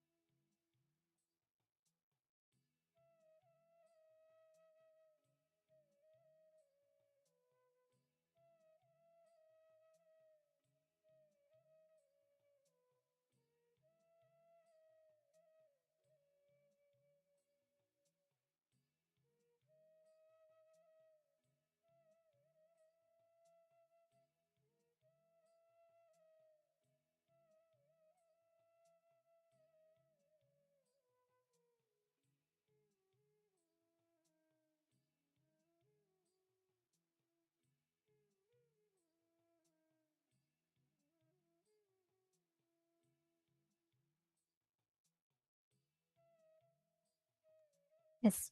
Hope all of you had enough time to sign up. Now we're going to be entering into the next and a very, very important session where we will be learning about collective integrity, a very important aspect of manifesting Kailasa.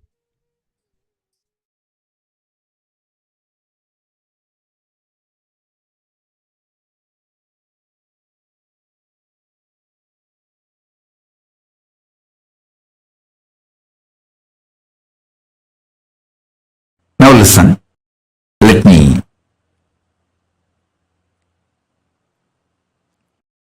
tell you. For the ship to stay afloat and reach the place where it need to reach,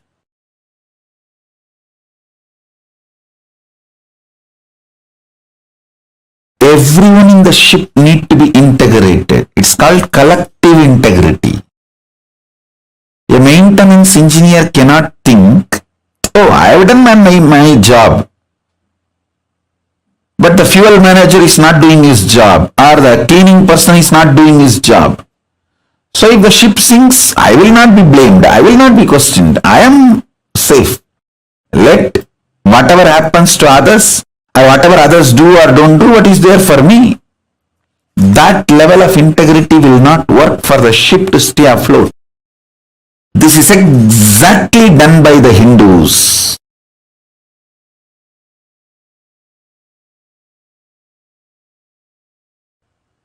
Your heart, which is convinced about integrity,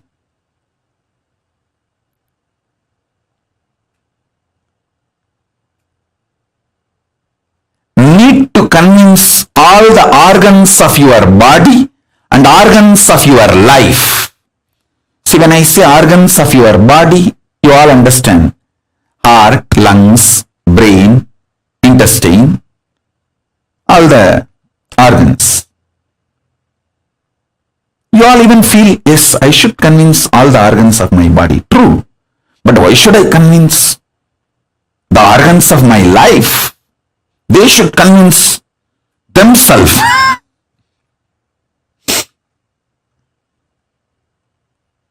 Actually, convincing all your organs and convincing the organs of your life is one and the same. All of you listen, if you are not able to convince your husband, some parts of your brain is still not convinced about it. If you are not able to convince your wife, some parts of your emotions are still not convinced about it. So each organ actually holds the key for each relationship you have in your life. Convincing the organs of your body, convincing the organs of your life is one and the same. That is why I insist on collective integrity. I insist on collective integrity.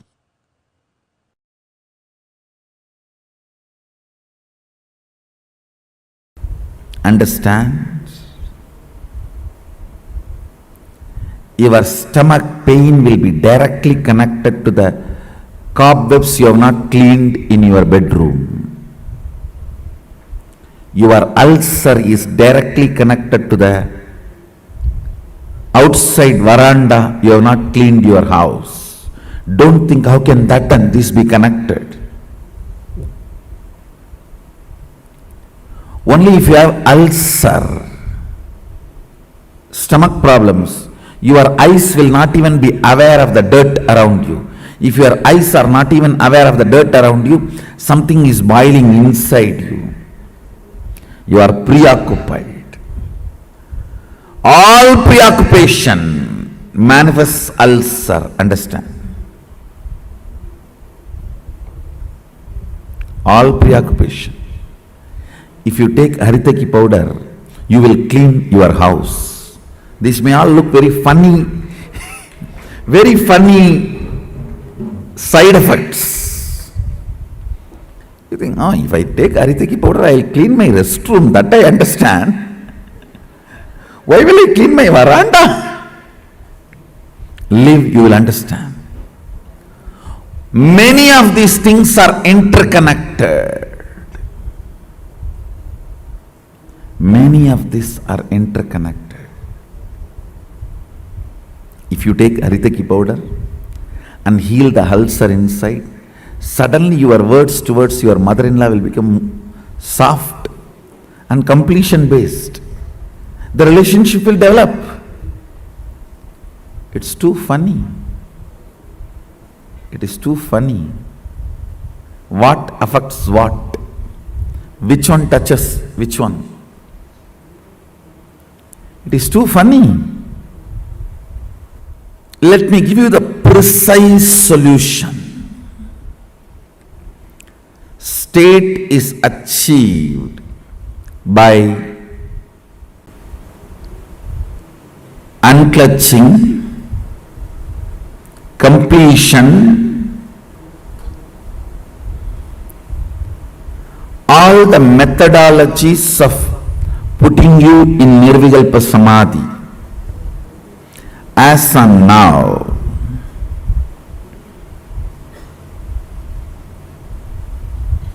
Understand,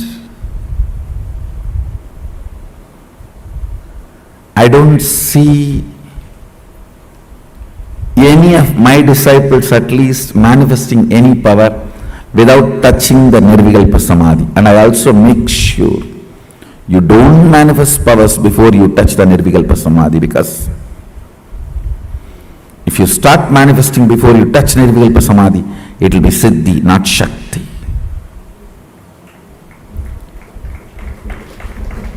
Nirvikalpa Samadhi is too important. Nirvikalpa Samadhi is too important.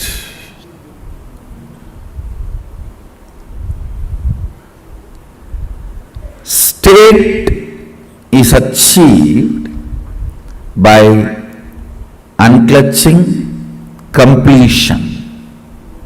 Of course, ultimately by initiation. The Shaktipada puts you into the state of Nirvikalpa Samadhi, state of Sadashiva Tattva, oneness with Sadashiva.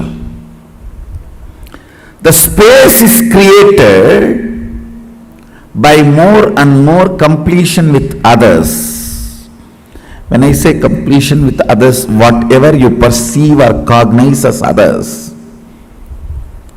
making them part of your oneness is completion with others. Understand, whatever you cognize as others, persons, river,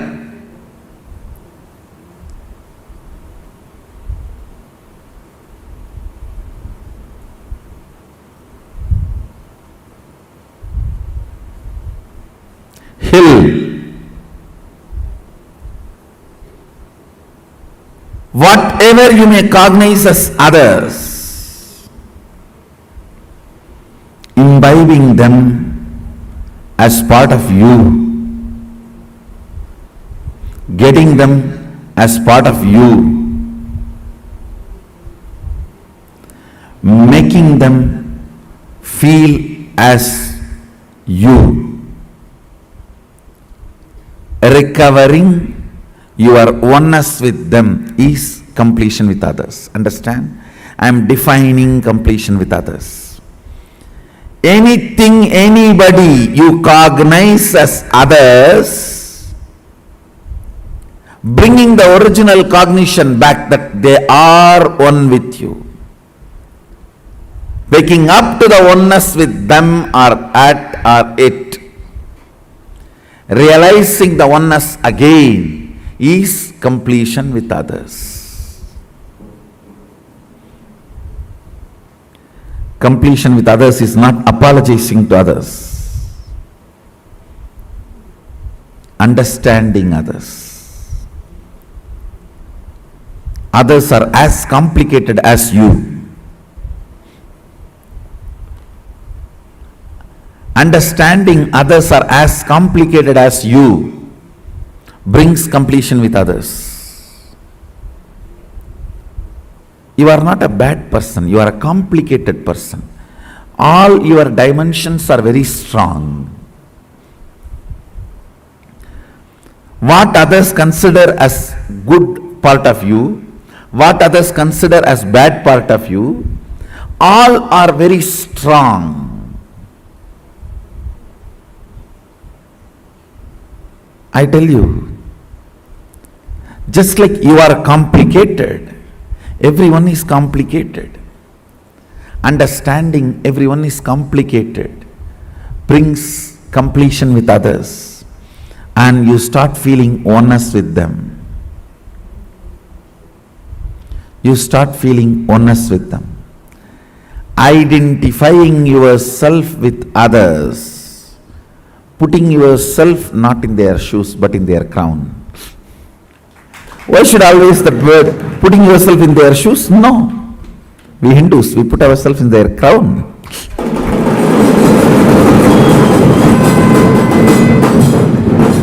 Understanding the complications and realizing the oneness is completion with others. Taking responsibility and enriching. Understand completion with others, taking responsibility for others and yourself, and enriching yourself and others. This is what is creating space. Put more and more energy in that.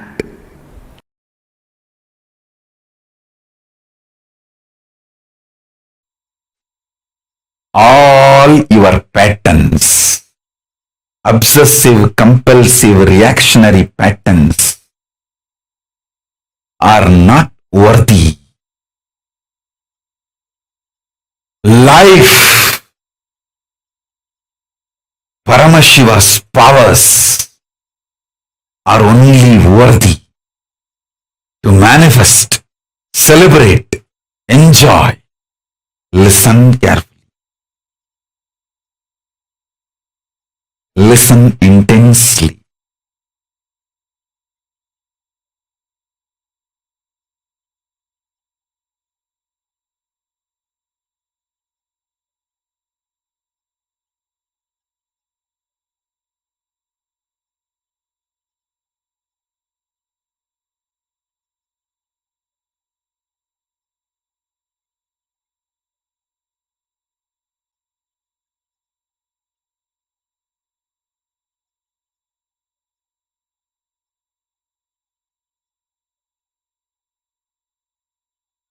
Unable to build collective integrity is just because of your obsessive, compulsive, reactionary pattern. Understand? Whatever stops you building collective integrity is your obsessive, compulsive, reactionary pattern. Sit and pen down what stops you building collective integrity around you. Behave ferociously with those patterns. You usually behave ferociously with the people, not with the patterns. Behave ferociously with the patterns. Behave cutely with the people.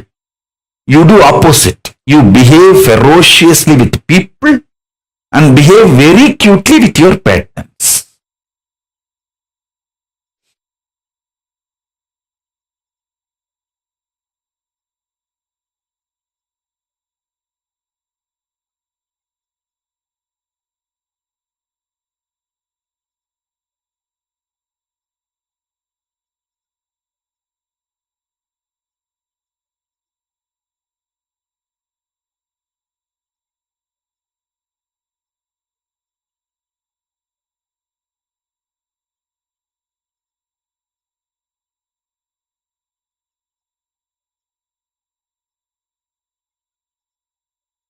Every time you behave ferociously with your patterns and break, you manifest at least one power of Paramashiva.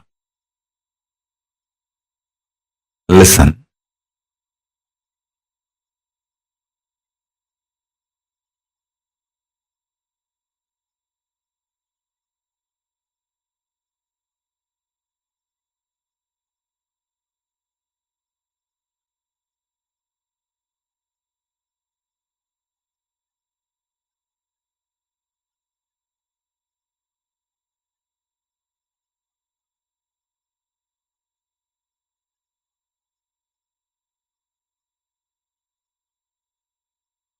To behave ferociously with your pattern. You don't need anything other than feeling connection or trust on me, because the trust you have on me will naturally manifest as the courage to execute my words.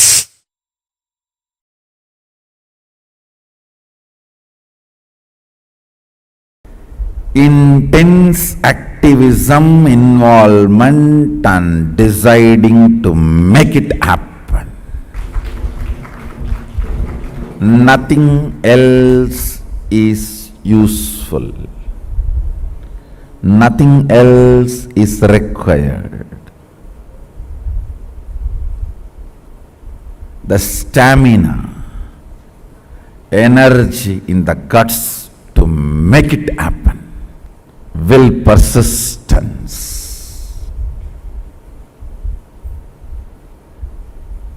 Do you know in how many places the oppositions I am facing?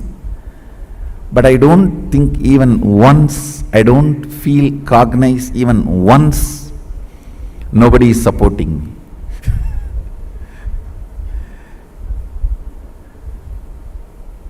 I am very clear because I have taken the responsibility. Sadashiva himself is supporting me.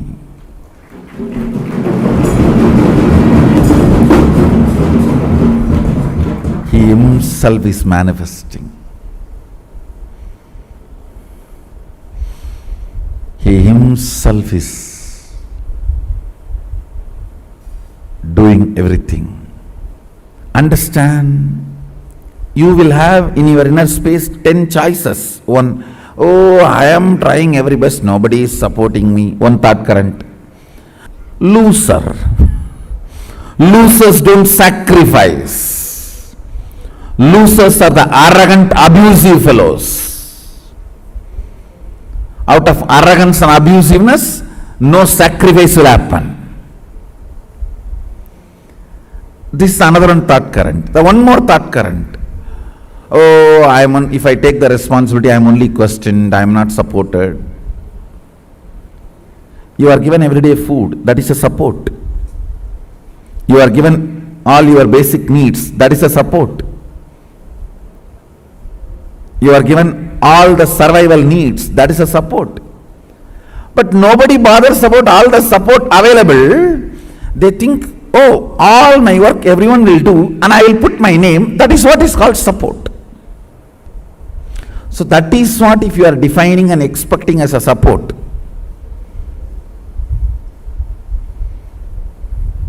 You will have Bodha Ganas taking care of you.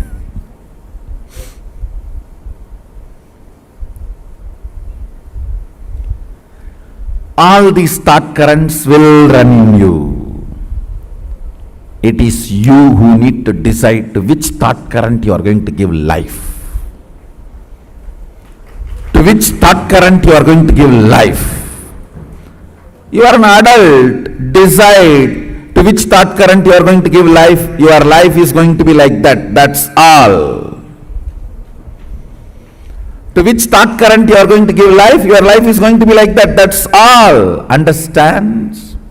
Somebody decided to have a Ganga Snan and started his journey from Rameswaram. Today he may not have Ganga. He may have only the streams in the roadside to take bath. but only if he does not dilute his vision, goal. At least after 1 year, he will reach Ganga and have Ganga Snana. Today you may not be as you really expect you to be or as I really want you to be. You may not be. But only if you keep my vision for you alive and moving towards it, at least in next 1 or 2 years, you will be settled and radiating, manifesting that vision. Understand?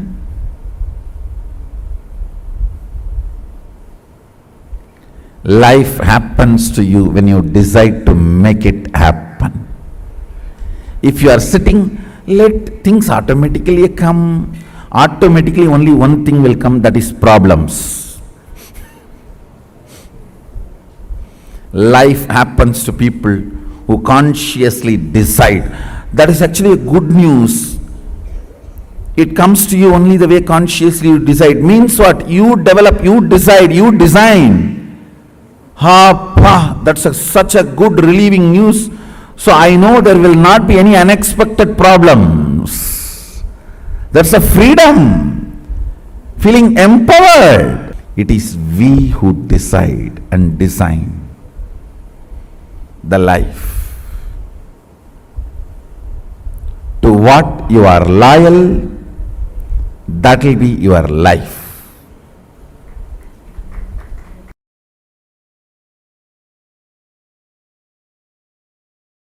Dhyana means Tailadhara Patra. That's all is defined. Means when the oil flowing from one vessel to another vessel, when it is poured, that is called dhyana. Same way, Ganga moving from one ghat to another ghat, one place to another place, is called Shravana. Understand?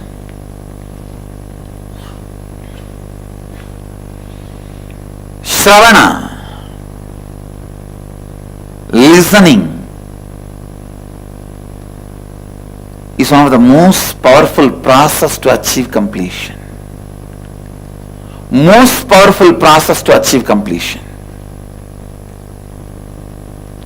When no one stands by you, completion can stand by you. When no one listens to you, listening will listen to you. Develop this habit of listening. You having the habit of listening itself will be such powerful friend to yourself. Please understand. You can develop a best friend for yourself through the habit of listening. Your habit of listening can be an amazing friend for you in all your difficult times. You don't need somebody else listening you. Your habit of listening is enough. It can be an amazing friend.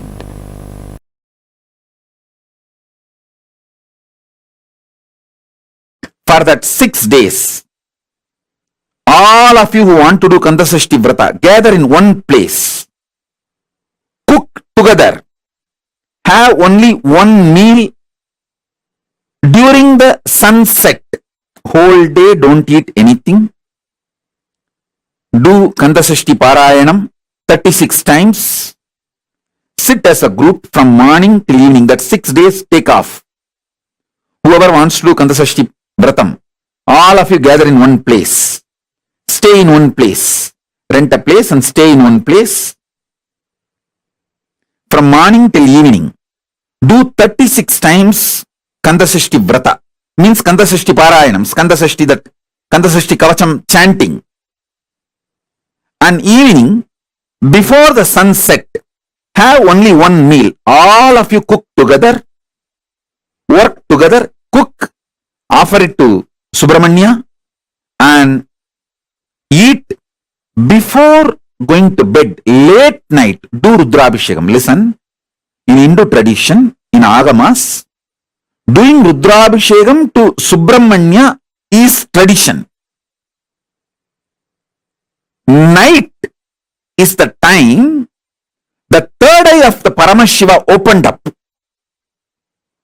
for the Subramanya to manifest. So night time do Rudrabhishekam. After the sunset, do the Rudrabhishekam to Subramanya.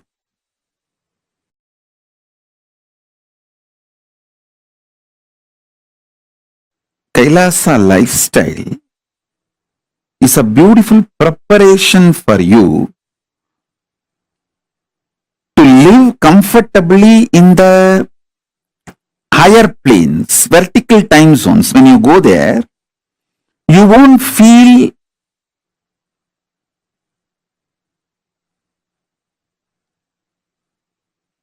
cultural shock.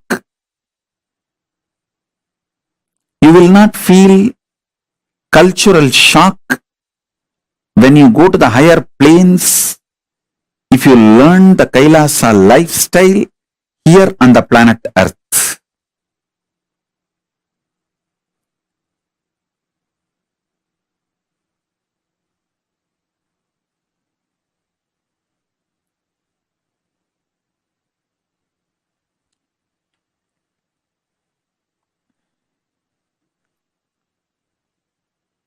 We just need some of the dedicated people. You see, you don't need cunningness, strategy to make Kailasa. You just need Tyagis, dedicated people who have a conscious stamina, will, persistence, making it happen. Will stay strong and make it happen, like Arishchandra, Satyavadi, the Savitri, Satyavan Savitri.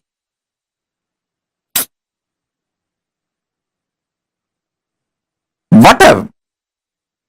Will, persistence. Nachiketa. Will, persistence.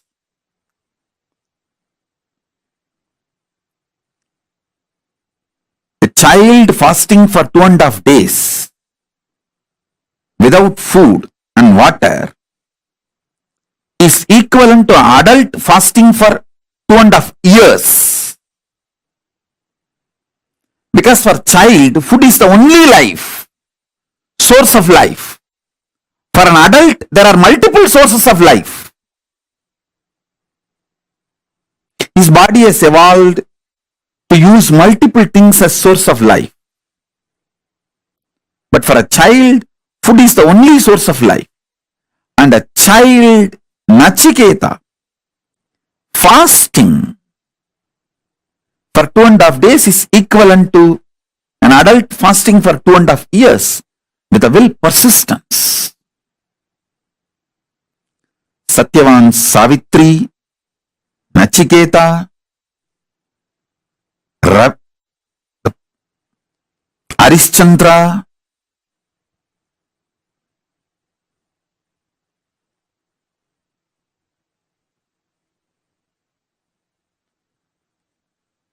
what a will, persistence. We need just few people with that kind of a conscious stamina, will, persistence to create collective integrity, to make collective integrity for Kailasa to happen. They become the foundation of Kailasa's evolution. Not any efficient, cunning, strategic, no. It is dedicated, Tyagis.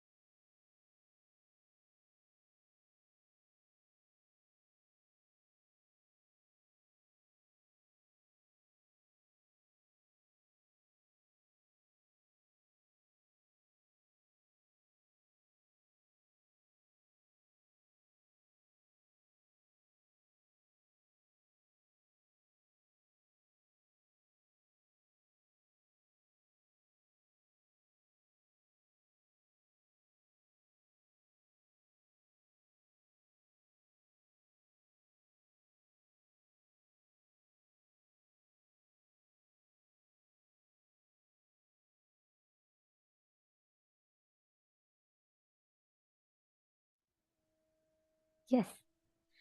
Swamiji revealed a very, very beautiful truth. Collective integrity keeps the ship afloat. As long as you are following the principles of collective integrity, you keep the ship afloat. Without following the principle of collective integrity, it is like you are losing on the main principle of what keeps the whole thing running. Collective integrity is something that all of us need. Like Swamiji gave like a proper analogy. The sailor of the ship cannot say, I did my job properly. The engineer didn't do, the maintenance guy didn't do. So there's a hole in the ship. If the ship sinks, even he also sinks. If we do not maintain the ecosystem around us, it is nearly impossible to live the experience of Paramashivoham. It is highly important that you are able to inspire your whole group, the people around you, to live, apply these sciences in their daily lives. So, without applying the science of collective integrity, it is absolutely of no use. I mean, it's like really impossible for us to experience any breakthroughs in life. So, collective integrity keeps the ship afloat. This is the basic principle because today is the 21st day and you're all going to go back out there and you are going to be living these principles with your family members, with your friends, with all of them. So, it is very important that we understand the science. Why is collective integrity so important? Because collective integrity is the key with which you can unlock the science of creating, living with a successful ecosystem around you. Successful place around you, which can, the people around you who can support you in you manifesting your goal, your vision in life, whatever you want to create as reality in life. Collective integrity is the key. That keeps the whole ship afloat. Now, Swamiji gave a very, very important activity for us. Collective integrity means not you thinking, oh, I'm fine, I'll take care of myself, and as long as I'm integrated, I'm okay. No. Because if the sailor thinks, as long as he is sailing the ship, that's okay. If there's a person who's drilling a hole into the ship, that's totally fine. It's not his responsibility. No. When the ship sinks, it's not going to see whether the sailor did it properly or whether the engineer crafted it properly. The ship sinks, all of us, everyone inside is going to sink. Convincing the organs of your body, convincing the organs of your life is one and the same. Whatever stops you building collective integrity is your obsessive, compulsive, reactionary patterns. How many times many of you feel, as long as I am integrated, I'm good with that. I think managing others or inspiring others to be integrated is little too much and I'm not ready for it. How many of you entertain thought currents like this or similar to this? How many of you entertain such thought currents? Post in the chat. And how many of you are identifying that these thought currents are what misaligns you from the collective integrity, the space of collective integrity? Please post that in the chat.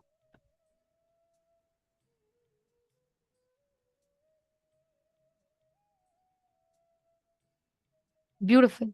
Understand whatever is the thought current. Sometimes you may feel like it's fine. I don't want others to, feel bad about me when I remind them, or I don't want to get into people's bad books, or I don't want to take responsibility for others. I don't think I can handle it. All these are the thought currents that stops us. Look back into you, see what in you stops you from taking responsibility for collective integrity in life. Take a few minutes. I request every one of you to look in and pen down what stops you from standing up and aligning to collective integrity in life. Please pen down.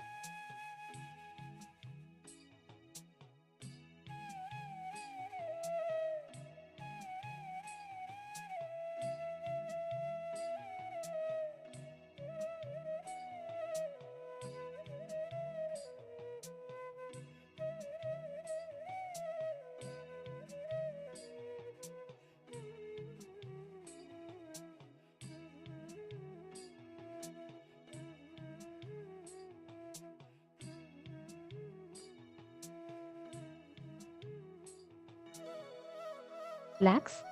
Now, as all of us are writing this down, let us actually apply this principle of collective integrity to enter into the power manifestation. See, it is not just manifesting what you are, it's also manifesting not just with yourself. You can never manifest power just by yourself, right? It's an ecosystem around you. Why don't you all do this? Connect to the people, any one of your friends, family members, and manifest this power of scanning or reading their mind, connecting with them, manifesting this power of being able to read, scan, read their mind, and identify what exactly is the thing that they are thinking in their mind. Do it from the space of oneness, do it with the context of understanding, with a clear understanding of the science of collective integrity. So the science is very simple. You're going to connect to a person, let them remember any incident, their birthday parties, their wedding, their anything it could be, and then let them write down the date and the incident. And what you are going to do is you're going to connect to them, you're going to scan and identify what that incident is, what happened on that exact particular day. Okay, shall we all start? Please start. Connect to Swamiji. Chant the Mahavakya.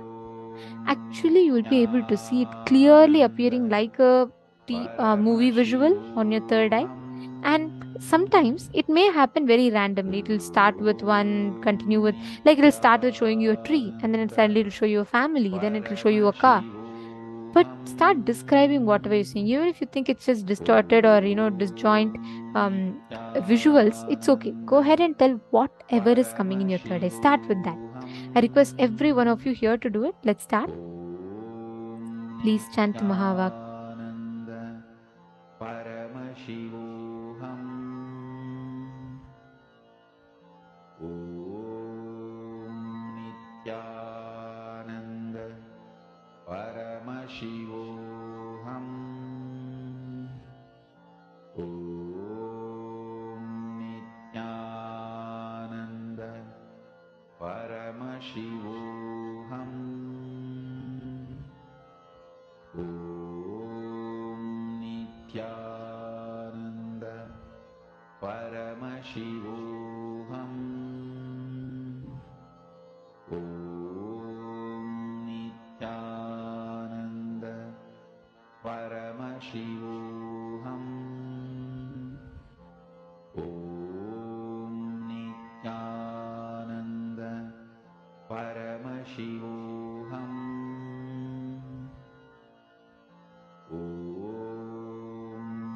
Nithyananda Paramashivoham Om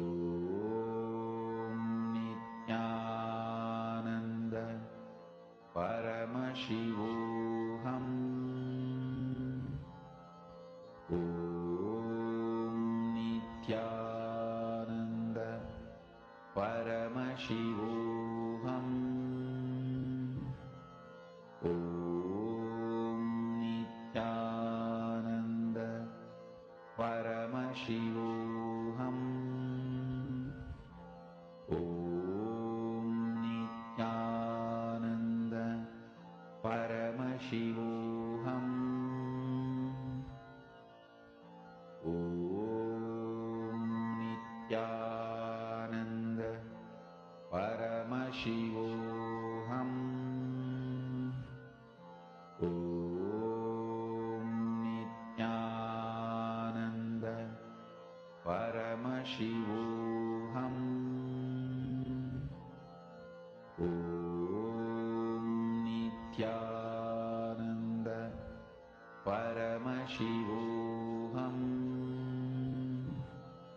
Om Nithyananda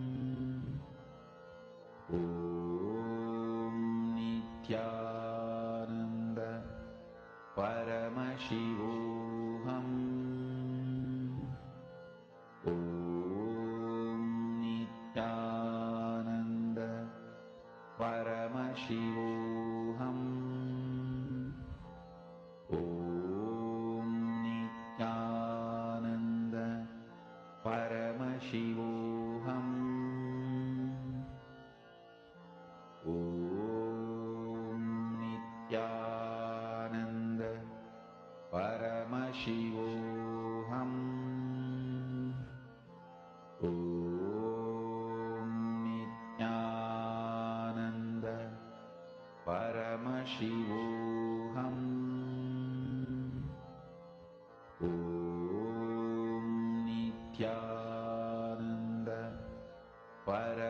Paramashivoham.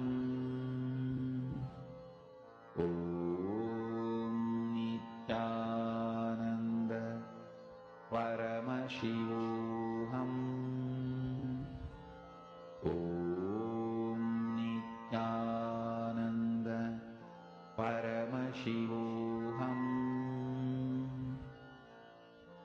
Om Nithyananda Paramashivoham. Om Nithyananda Paramashivoham. Mahā spiritual lullaby for Samadhi, and Suprabhatam, wake up call, wake up song for Paramashiva. This Mahā is spiritual lullaby for you to fall into Samadhi. Suprabhatam, wake up song for Paramashiva to wake up in you. Just remember this one powerful cognition. This Mahā puts me in Samadhi. This is spiritual lullaby for Samadhi, and Suprabhatam, wake up song for Paramashiva in me. For Paramashiva to manifest. With this one spiritual powerful cognition, chant this Mahā.